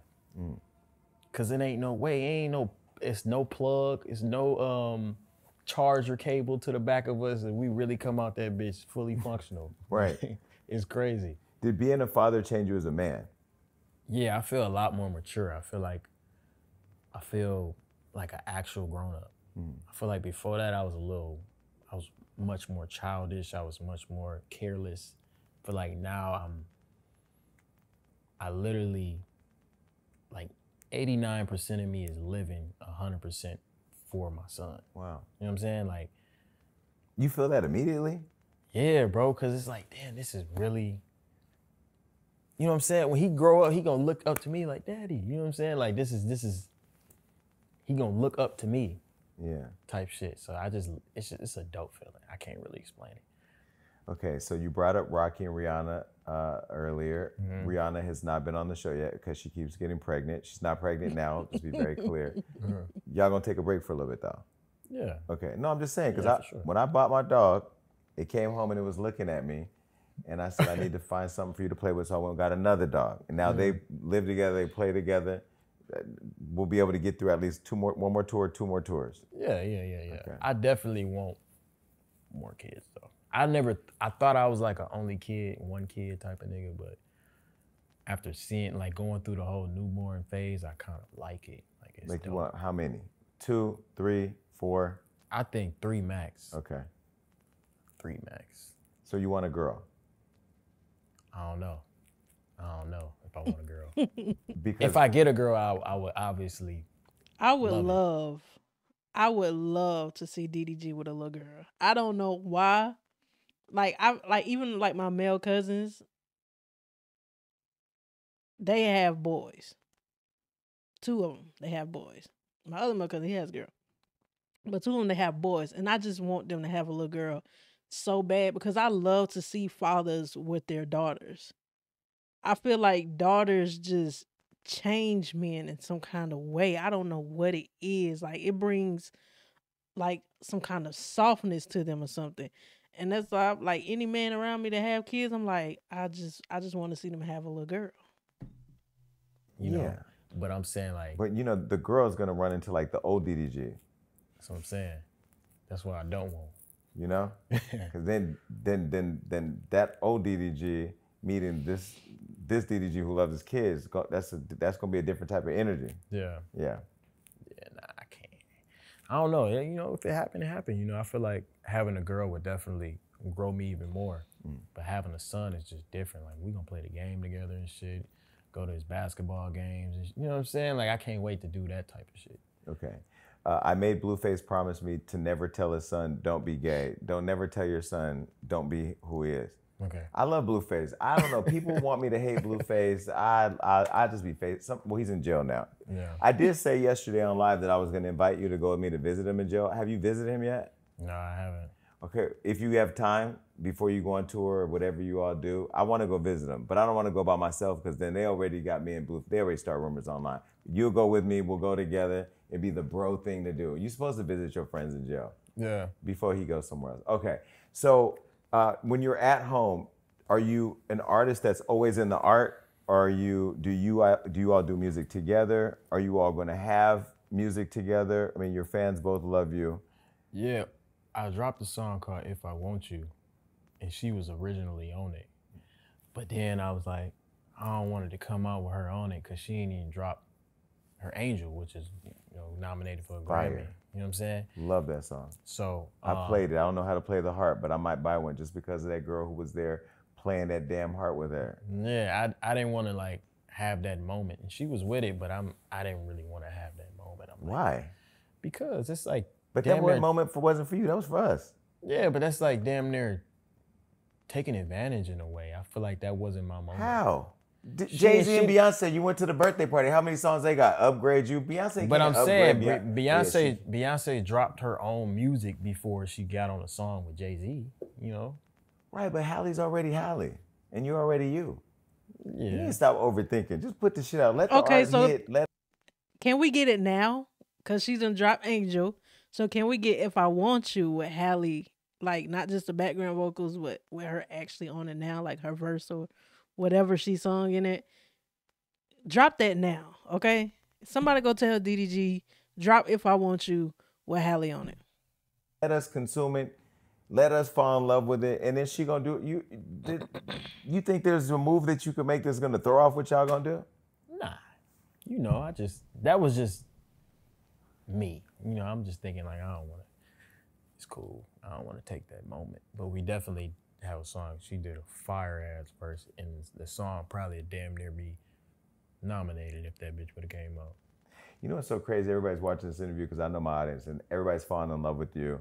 They haven't seen you like this before. Why you don't just let people see this part of you? Because you know I'm in an unfamiliar place. Mm-hmm. So when what I'm in part an of it's unfamiliar? this ain't my crib, you know what I'm saying? I ain't on Snapchat, you know, I ain't on my camera and shit. It ain't, you know, it's, so I'm more like myself. I'm introverted, you know, I'm more like chill and shit. And this is how I am in like real life, you know? Versus I get on the internet, my main goal is to entertain. Yeah. You know, it's all calculated. I have all people know that. People run into me all the time. They're like, "What's the tea?" I'm like, "This is English breakfast." I don't know the tea. Like, I don't live in that all. You know, I was at the White House recently getting dinner, and this server walks up to me, and you know, White House is very presidential, and the girl goes, "Jason Lee, what's the tea?" I'm like, "Really? Like, where the eggnog at? I don't know nothing about that tea." So no, I get the internet, but that's why I love the fact that not only did he master the internet for himself, and this is what I think is really the true testament of a man, because it's not all about you, which is why I'm running for city council now. It's not all about me, it's about giving back. You actually put your whole family on how to get rich or how to make money off of YouTube, and took your mother out of the Rite Aid and put your family in a position where they can work for themselves and be entrepreneurs and make money. I just thought that was so dope and so selfless, because you didn't have to do that. Because you know, some of us make money and we don't look back. Yeah. You know? But that's a testament of who you are. So why don't you start letting people see that? The people that really know me and my actual supporters, they know that. Yeah. You know, they know where I come from and how selfless I am and how much I motivate people and I'm a good person. But I feel like this newfound fame or whatever you want to call it, people don't really know. They don't really do their research. They don't know me like that. So they look at clips or tweets and that's it. They automatically see the little the post that says DDG said this and DDG did that and DDG woo woo. You know what I'm saying? And that kind of like make them just, oh, he's a terrible person. Is there anybody in your past who's looked at your present and is so jealous they've tried to just be a hating ass bitch? I mean, you mean like hometown shit? In general, because you know, as that star keeps rising, I mean, you already got it. You got the followers. You got you know, you're very independent and all that. Now you got the baby and the relationship. Like, you're building the perfect package. Yeah. Nobody wants to see anybody happy like that. Yeah. I mean, you know, hometown shit. You know, people hate on you from the crib. That's just how it be. You know, so it is what it is. I don't really care. So I saw you at Fashion Week. It's fashion. You're dripped down in Balenciaga. You even got the furry shoes. Real story. I was just at the. I had Christmas Eve dinner at the owner of Balenciaga's house. His wife is Selma Hayek. I didn't even know this man. He owns Balenciaga, Gucci, and Yves Saint Laurent. That's a different. Yeah, introduce me to him, man. Different level of drip and money. Fashion's your thing. Yeah, it is. And you know how you said Floyd told you to say I'm the. Number one's a mentality, not a fact. Yeah, I'm the king of the internet. Yeah. Yeah, I tell people I'm a fashion icon, and I believe it. You have to say it and believe it. Yeah, I genuinely believe that shit. I want to. From me believing that and really exerting that energy and putting the shit on, my Instagram ain't even crazy. Now I'm getting invited to all types of fashion shows and flying to Paris and Milan and this and that. It's like manifestation. People starting to realize it, but fashion is definitely my thing, man, you know. No, it gives you a certain level of confidence. You want to see something cool real quick? What? Come on, man. Okay. Something crazy real quick. This is some Kanye shit for real. real. Come on, man. Wait, why do I, in my mind, have this memory of, do you have a relationship with Kanye? I never met Kanye. Never? Okay. I'm trying to think of, because I used to have access to his Twitter, and I can't remember. There were all types of rappers in there pitching stuff. I can't remember who was in there. I saw Rich the Kid in there, but they had a song that never came out. Hey, Rich. All right. So fashion, would you do a campaign? Do you want to get into it, like campaigns and? Hell yeah. Like, I want to get into campaigns. I want to come out with my own brand. Bunch of shit. Anything fashion related. I'm very obsessed with clothing and looking nice. What about acting? I like acting, but I don't love it. Okay. You know, I did an independent movie before, and I just hated the experience. But that's kind of like damn near losing your virginity and shit be bad. So you damn near, I don't want to have sex no more. Right, you know what I mean? It's like kind of like the same thing. So maybe I might do a show or do a movie and I end up liking it. But acting is cool. Okay, so you and Gunna are friends, and you're a big defender and supporter of Gunna. People say he was a snitch. That was a whole thing. Why did you stay loyal or stay liking him or staying cool with him? That don't have nothing to do with me. Yeah. Like I don't look at myself as like the civilian that gets to just talks about people not knowing their situation. I feel like that's all gossip and people not knowing the real situation. You might not know nothing. It might be completely different situation going on and they don't know. Right. But people just butting in. And, you know, I'm one of those people, I don't know nothing. Like, I'm cool with the nigga, cool ass nigga. We actually friends. So I'm not gonna judge nobody off that. And I ain't in the streets. So what the fuck I'm gonna give a fuck for? Right, that's why I keep trying to tell people, I'm a civilian. I will take you to court and testify, but I'll take you all the way down. See, I ain't gonna go that far as I take a will. nigga to court. I will. But like, I'm not on the block banging with Blueface. You know what I'm saying? Like, bro, I'm at the crib with my kid. That chilling. wasn't a shot at Soulja Boy. No. Okay. That wasn't a shot at NLE. No. Hey, yeah. Right, because that's not your thing. Yeah, like, bro, that don't have nothing to do with me. Like, Yeah. even through all the shit that Blueface doing and shit, I'm still cool with the nigga, bro. That's still my homie. Like, Well, because it has nothing to do with you. I don't look at the internet and base how real people that I actually know are. Like, I look at them as real people. But you haven't been tempted to put Blueface what's and up. NLE in a group text and like, come on now. Because I almost did it one day, but I just don't want to be a witness. I feel like that shit wasn't that deep to even like, they were just trying to box. I feel like that's easily squashable. Yeah. You know? I feel like you don't get in the middle of no shit like that. People are going to people already like you, but they're going to like you after this interview. The comments, I already know. Because I know when they're going to say, because Blueface right there, or they on his ass. But, you know, but I feel like when you just are, you know, because the Blueface off the camera and Blueface on the camera, to me, it's two different people. Like, I see the good Blueface, but then I see what he gives the internet. Yeah. He's like, you're trolling times 1,000. Yeah, but in person, he a good, solid ass nigga though. Just like Wax. Yeah. Look at his mentor. You're gonna go back home tonight and talk to Halle about releasing the song that you withheld from the fans that are now tweeting about. It's already out though. We gonna make a new song for Halo. That's what we talked about. Okay. You're gonna get on the remix of Angel. No, I would never. We can't fuck get that a trap song. version of that because she be trap. She do the trap. Y'all, you can redo that. You know what? I'm gonna spill some beans. Halle know how to rap too. I be telling her, I'm like, man, you need to drop a rap song because Beyonce be rapping a little bit. Your girl has sold the world on being Halle. I've seen, she don't let that veil slip in public, but I've seen her a couple of times. She can go. I get it. I know that. Yeah. I know that when we're not in public, we are who we are. Yeah, she she's loves the locks. They love men with locks. You have locks. Gunna have locks. I mean, people pay attention. These people are very intentional. You guys have shown us who you are. We just, you know. Yeah. So when you went, now have you seen the original Mermaid? Like, do you understand why the little white girl? I haven't watched the cartoon still. They gonna get on me. But what the fuck I'm gonna watch the cartoon for? My girl in it, and she's the actual mermaid. Seriously? Wow, he just said it's a whole different level. Your girl ain't even a fish, let alone a mermaid.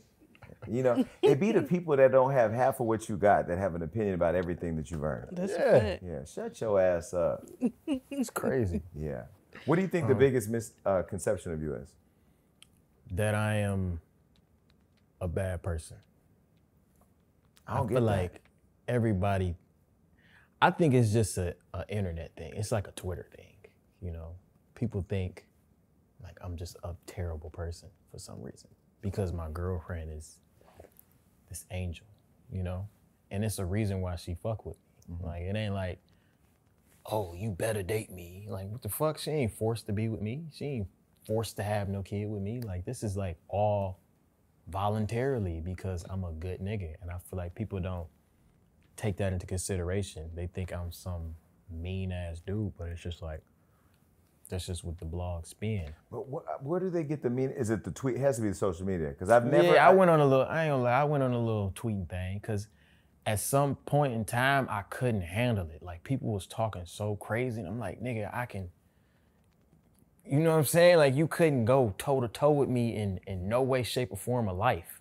So why the fuck is you speaking on me? You know what I mean? And that's where That's that Pontiac coming yeah, out. it was getting to me a little bit, but then I learned to realize, I'm like, man, these is probably just little ass kids, or these some niggas that's probably just got off of work. They just trying to just get online, talk some shit, whatever, and just go about the day, hopefully get a response. And when you're in Paris at Fashion Week, wearing Balenciaga from head to toe with a beautiful girl who actually loves you, and you seem happy, and I see you eat great food, because he puts his food on the internet too.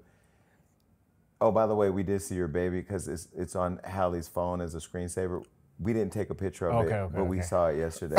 Baby's cute, by the way. We pay attention. Real nigga, man. You really ain't taking pictures? No. Real nigga. Okay. No. Real nigga. I appreciate that. I would rather do this than the shady shit. Yeah. And I'm outside. You saw me outside. I told her before we walked in. I hope nobody got that. No. But I told her before we walked in there, I'm like, man, you gotta change your screensaver. Yeah. Because these folks gonna look at your camera. Yeah, we saw it. I mean, they gonna look at your phone, they gonna see them. And then, you know what I'm saying? I want her to have her own moment where she reveal his face. Right. You know what I'm that's saying? how I got Rihanna Rocky's baby, because TMZ took the pictures and she called me and said, we send them to you today. So I put them out before they could put them out. You know what I mean? So, no, I get it. Yeah, baby got a lot of hair. I'm gonna just leave it at that. Y'all gonna get the picture at some point. I didn't take the picture, but we saw the baby.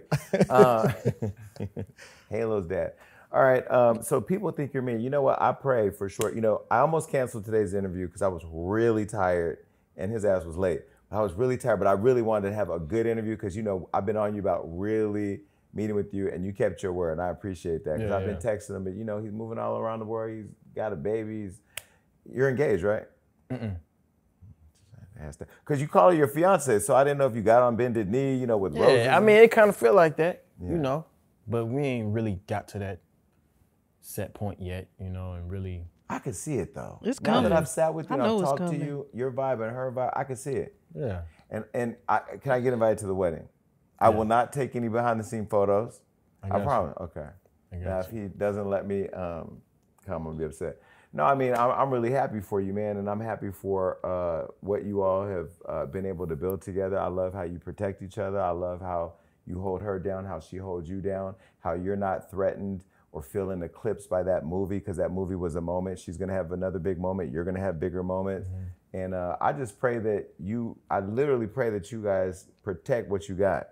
Because this industry, and the industry even that I'm in, is like, we wanna build you up just so we could tear you down and enjoy the whole process. We enjoy it going this way and then going that way. Yeah. You know what I mean? But I love the fact that you guys are just real life, enjoying what you've been able to build together. So.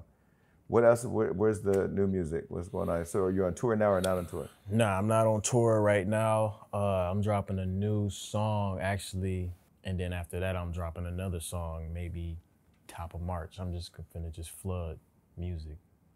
Don't you feel like music is dying off in a week? Yep.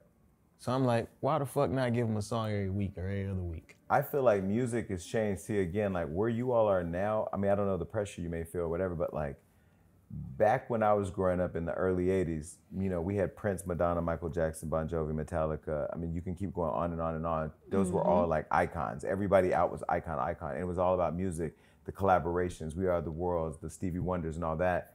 I mean, he was before me, but I mean, I'm just saying, even in the Prince, Michael Jackson era, there was competition, but it wasn't like beef and nasty. It was about how everybody was great in artistry.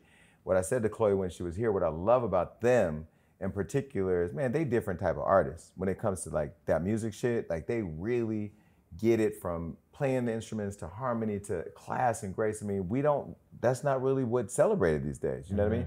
So to be able to see all of you doing it, and the fact that you've figured out social media, because a lot of people don't know the social media. They get all the followers, don't really do nothing with it.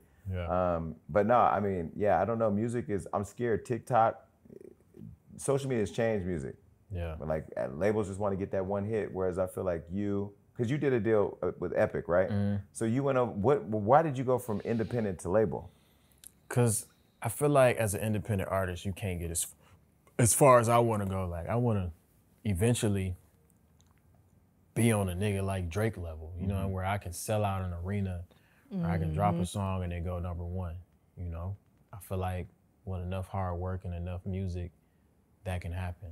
So But independently, it's not. Because of the radio, because of the You marketing. gotta, unless you got every connection and you got the most powerful team in the world, then maybe. But going completely independent and making it that far, it's not possible. You can make a lot of money, but you ain't gonna get that far. But music is not about the money for me. Real life story. I met Drake before he started rapping at a Burger King parking lot. It's not Burger King anymore, but Burger King parking lot right over here on Highland and right off Highland and Sunset years ago. And I remember on MySpace, I heard his song and he said he was in the studio with his mentor putting his mixtape together. And to see Drake go from that to where he is now, every time I run into him, it's a moment where we're just like, this is crazy. Because I've seen him go from, man, I'm about to drop this mixtape that's gonna be a classic. That's what he said. It's gonna be a classic. I'm like, okay, I didn't even know you was a rapper. I thought you was acting. Boom. Yeah. And you see him now, and seeing younger people now be like, yo, Drake is the GOAT. It's crazy. Yeah. I mean, the real ones know Drake from Degrassi. If you know, you know. Let me know if you know, because if you know, you know. The real ones know Drake from Degrassi. Hell yeah, nigga work hard. But he also earned it without all the stunt. I mean, you know, he earned it with, you know. It's just good music. Yeah. It's coming. Yeah, you know, I believe it. Just don't forget who you are. You know, just don't see me out at Michael Rubin party and be like, I think I was at his show once. You know what I mean? Nah, hell no. I'm never that type of nigga. Okay. Well, listen, this was fun, but we're not going to let him get out of here yet because you know it's the show, and now we got to get to the games. Okay, so you know here at the Jason Lee Show, we like to play games, and so the first game we're going to play is called Name Drop. Okay, name drop. Come through edits. I like this show now. It's really simple. I'm going to put somebody on the screen that you know or may not know, and just say whatever comes to mind. It could be a story, it could be something good, or it could be shade. All right, first person. Brought him up earlier. I don't know if Gunna know this, but he's one of my favorite rappers. Really? Yeah, like, you know how niggas got their set, you know how their top fives kind of like alternate throughout the years and stuff. I think Gunna in my top five. Okay, who's your top five? Because I know Future's in there somewhere. Yeah, for sure. Okay. I say Drake. Say Young Thug, Future, Gunna, then the fifth. You know how you gotta kind of like think about it a little bit, cause what you think? Cause you know how I listen to. I think come and go with Phil. Yeah, kind of come and go. You know, you probably say like, you know, Kanye West or some shit. You know, like. I mean, Kanye's iconic. Yeah. Okay, this next person. Usher. Now he's performing at the Super Bowl, and this was where your first date was with your girl. One of your first dates. Yeah. Complete, bro. This nigga, his shows is amazing. Yeah. Like, I've been to a concert before, and this is no like gassing or nothing, bro. But he put on a real life show. And he a good dude. Real good. Have you been to the one I would in love Vegas? to go to one of Usher's shows. That's the one you went to. Yeah. Where they're on skates and everything. Roller skating and shit. And also he gave me his seat at All-Star game. At the All-Star game. Yeah, Usher, I don't think he gets enough credit for being as nice as he is at school. Yeah, good dude. When you saw him singing to Kiki and then Kiki's baby daddy just burnt out, did you want to call him up and give him advice? Like, it's going to be all right? No. Call him who? Kiki's Darius. I don't know Darius. He said, none of my business. All right. Next person, friend of the show, Nick Cannon. Nick Cannon is, I low-key see myself in Nick Cannon a little bit in terms of like. I was going to say, what, 13 kids? Please 12 clear that kids? up. No. Please clear that up. Please clear that up. Because, honey, if you don't, they're going to be like, oh, DDG wants to have several kids by several baby mamas and da-da-da. No, clear that up. No, not like that, but like he's a real life entrepreneur. Yeah. Like Really putting shit Nick together. Cannon is fire. Content wise, I could see myself having like a little Wild 'N Out show or some shit. Like I see myself in Nick Cannon. Yeah. Type, a little bit. What I love about Nick too is he loves putting black people on. Yeah. Mm-hmm. So when I started and I did a reality show to kind of put my brand out there, and I didn't like it. I thought it was ghetto. It was just ratchet.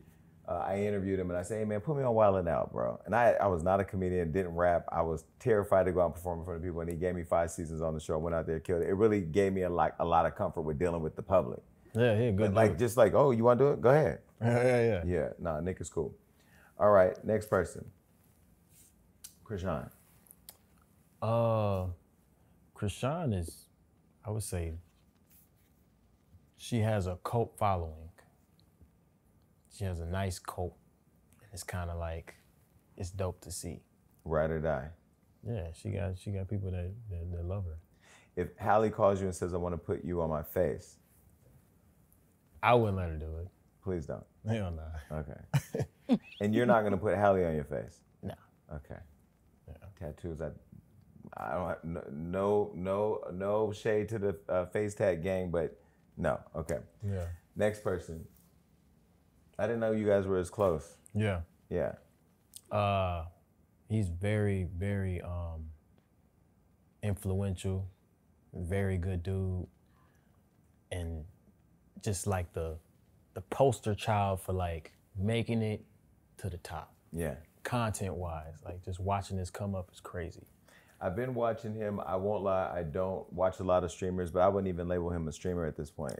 He's a celebrity. Yeah. To me, like, I don't look at Kai as like, oh, he just a little streamer, which is dope that he still sit down and he, you know what I'm saying? Even though he got the chains and Lambos and shit, it's cool that he still sit at his desk in the house with his homies and he stream like he ain't got millions and millions of dollars. And staying connected to his fans. Yeah, he's staying, that's what make them love him because he still come as a humble person and entertain them like he could, but he can really be on some other shit for real. I mean, he can shut down a city and go to jail if he wanted to.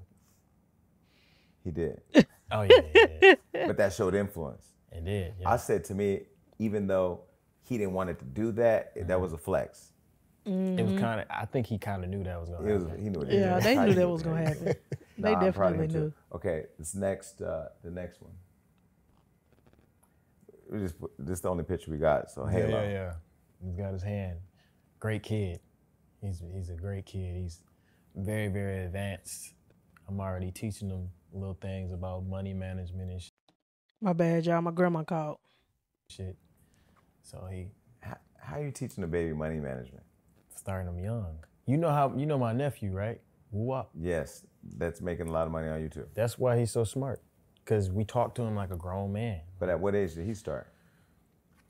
1. So Halo, he coming up. So how old is Halo now? I think that's undisclosed. Oh, we don't know. So you thought that was a trick question? He can be 3. You never know. This can be a picture from 4 years ago. Halo is not 3. Halle was just at my award show on June 17th, 2023. Yeah. Okay, whatever. All right, this next person. You already say is your favorite artist, Drake. Yeah. Very motivational. Also a good dude. He also good at basketball. Is he? Yeah, I played him.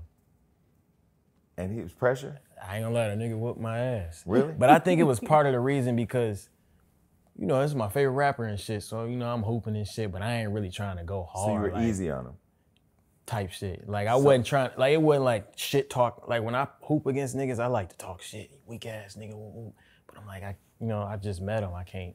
But now that you party at Beyonce's birthday party, the next time he sees you, it's gonna be a lot of pressure.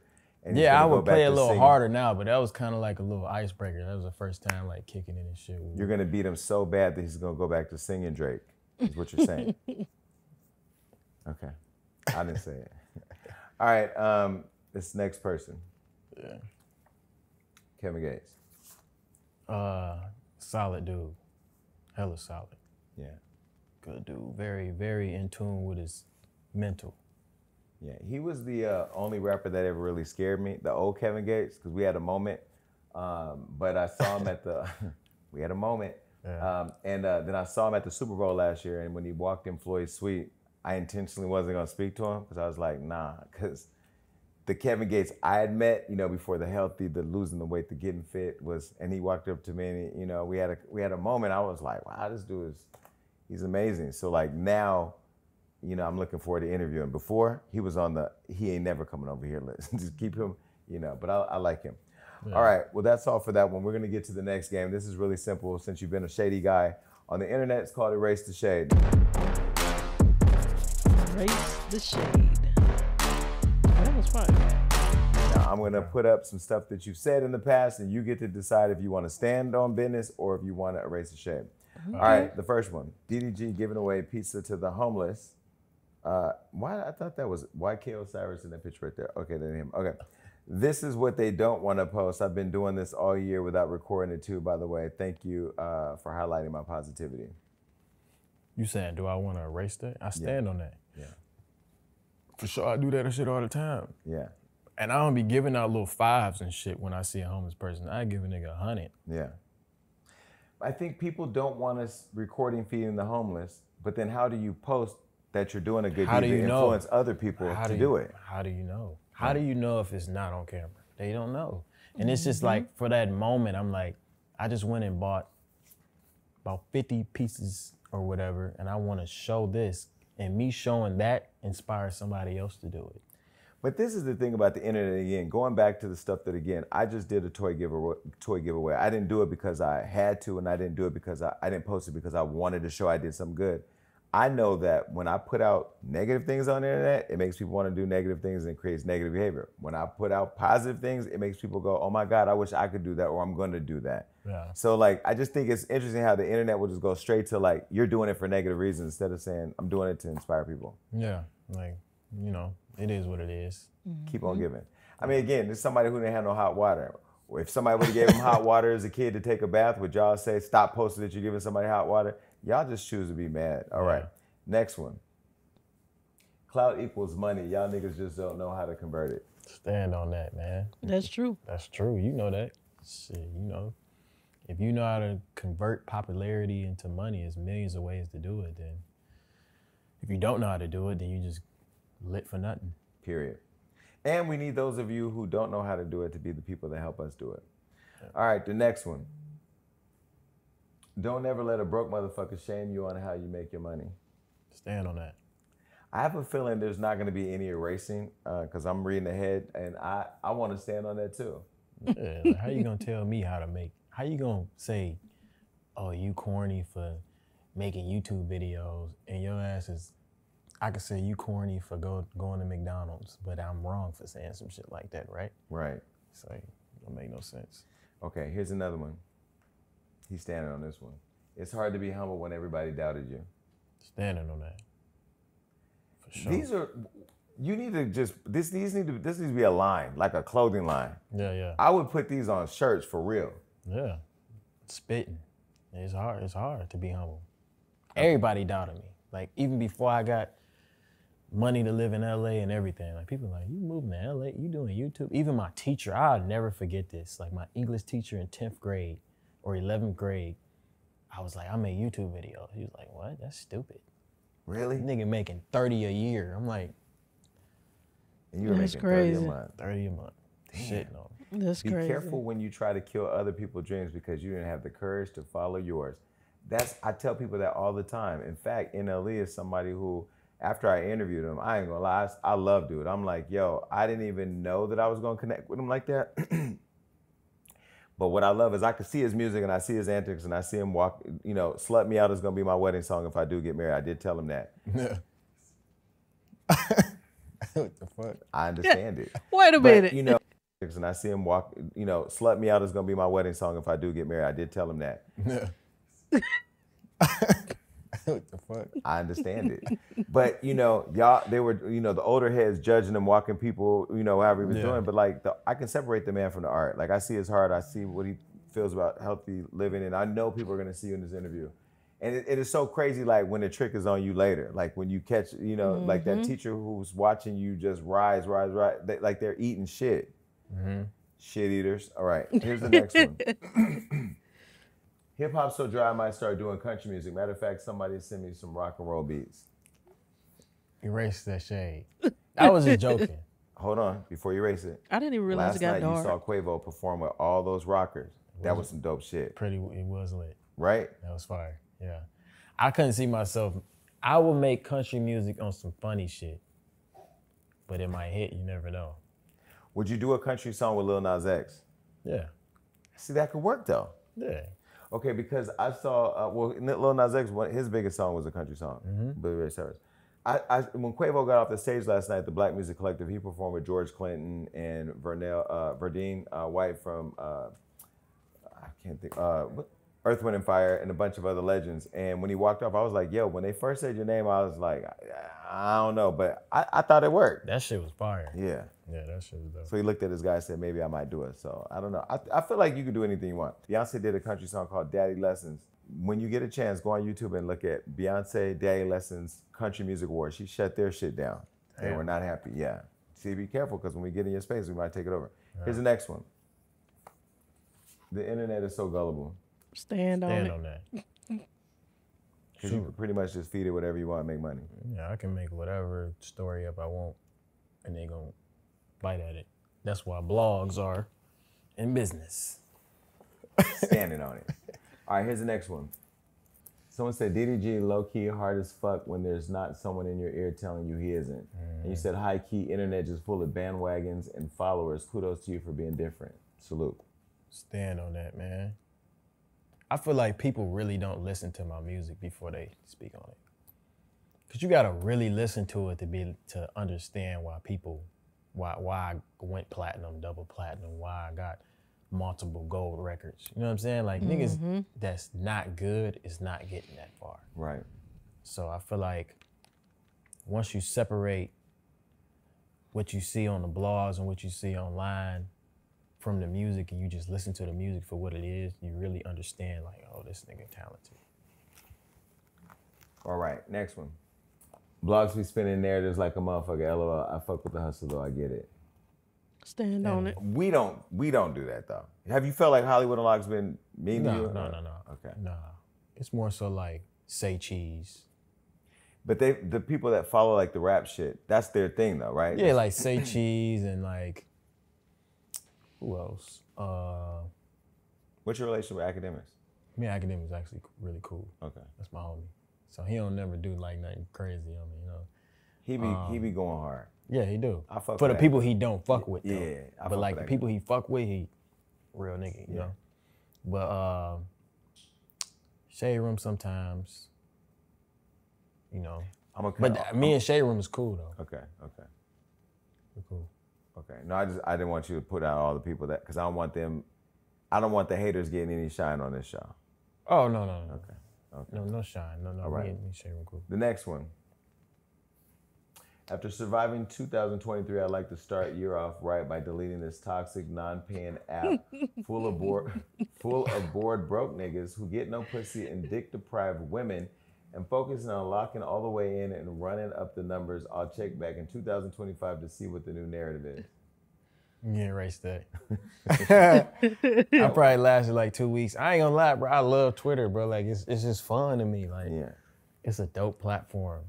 You know? It's reckless though. It is, but it kind of like keeps you grounded in a way. You know, you can kind of see what the streets thinking. You know, and how people really viewing you and shit. So I can't lie, like I just love the platform. I don't understand how niggas could be a deadbeat dad. Kids are the best. Stand on that, man. Kids is amazing. And so you're working on your second one now, right? Nah, not right now. Yeah, that was a trap. Are those your real teeth? Yeah. I mean, he has perfect teeth. My teeth are kind of perfect, but not really. Listen, thanks for coming on the show. Thank you. You're welcome to come back anytime. Give it up for DDG. Hey, thanks so much for watching the Jason Lee Show. To watch more. Okay, y'all, this was a good request. This was a good request. Let's get into these comments. You can tell Jason respects DDG and Halle. Good and very respectful interview. Loved it. I agree. I love how Jason disarms his guests by sharing his own stories. It's not an interview, it's a discussion, and the specific gifts they gave DDG was so sweet. I love the gifts. I absolutely love the fact that he gives gifts. And I also agree with the sharing his own stories. One thing about DDG, he gonna make sure you know he was valid. That is a fact, honey. We already know that. Okay, because if he didn't say it, it wouldn't be a W interview. Stop sleeping on him as a good man and artist. Social media is not okay. And now my stuff is starting to trip. So we're going to wrap up on these interviews. Y'all make sure y'all hit that like button. Make sure you subscribe. And I'm going to catch y'all on the next one. Let me know what you think down in the comments below. Bye.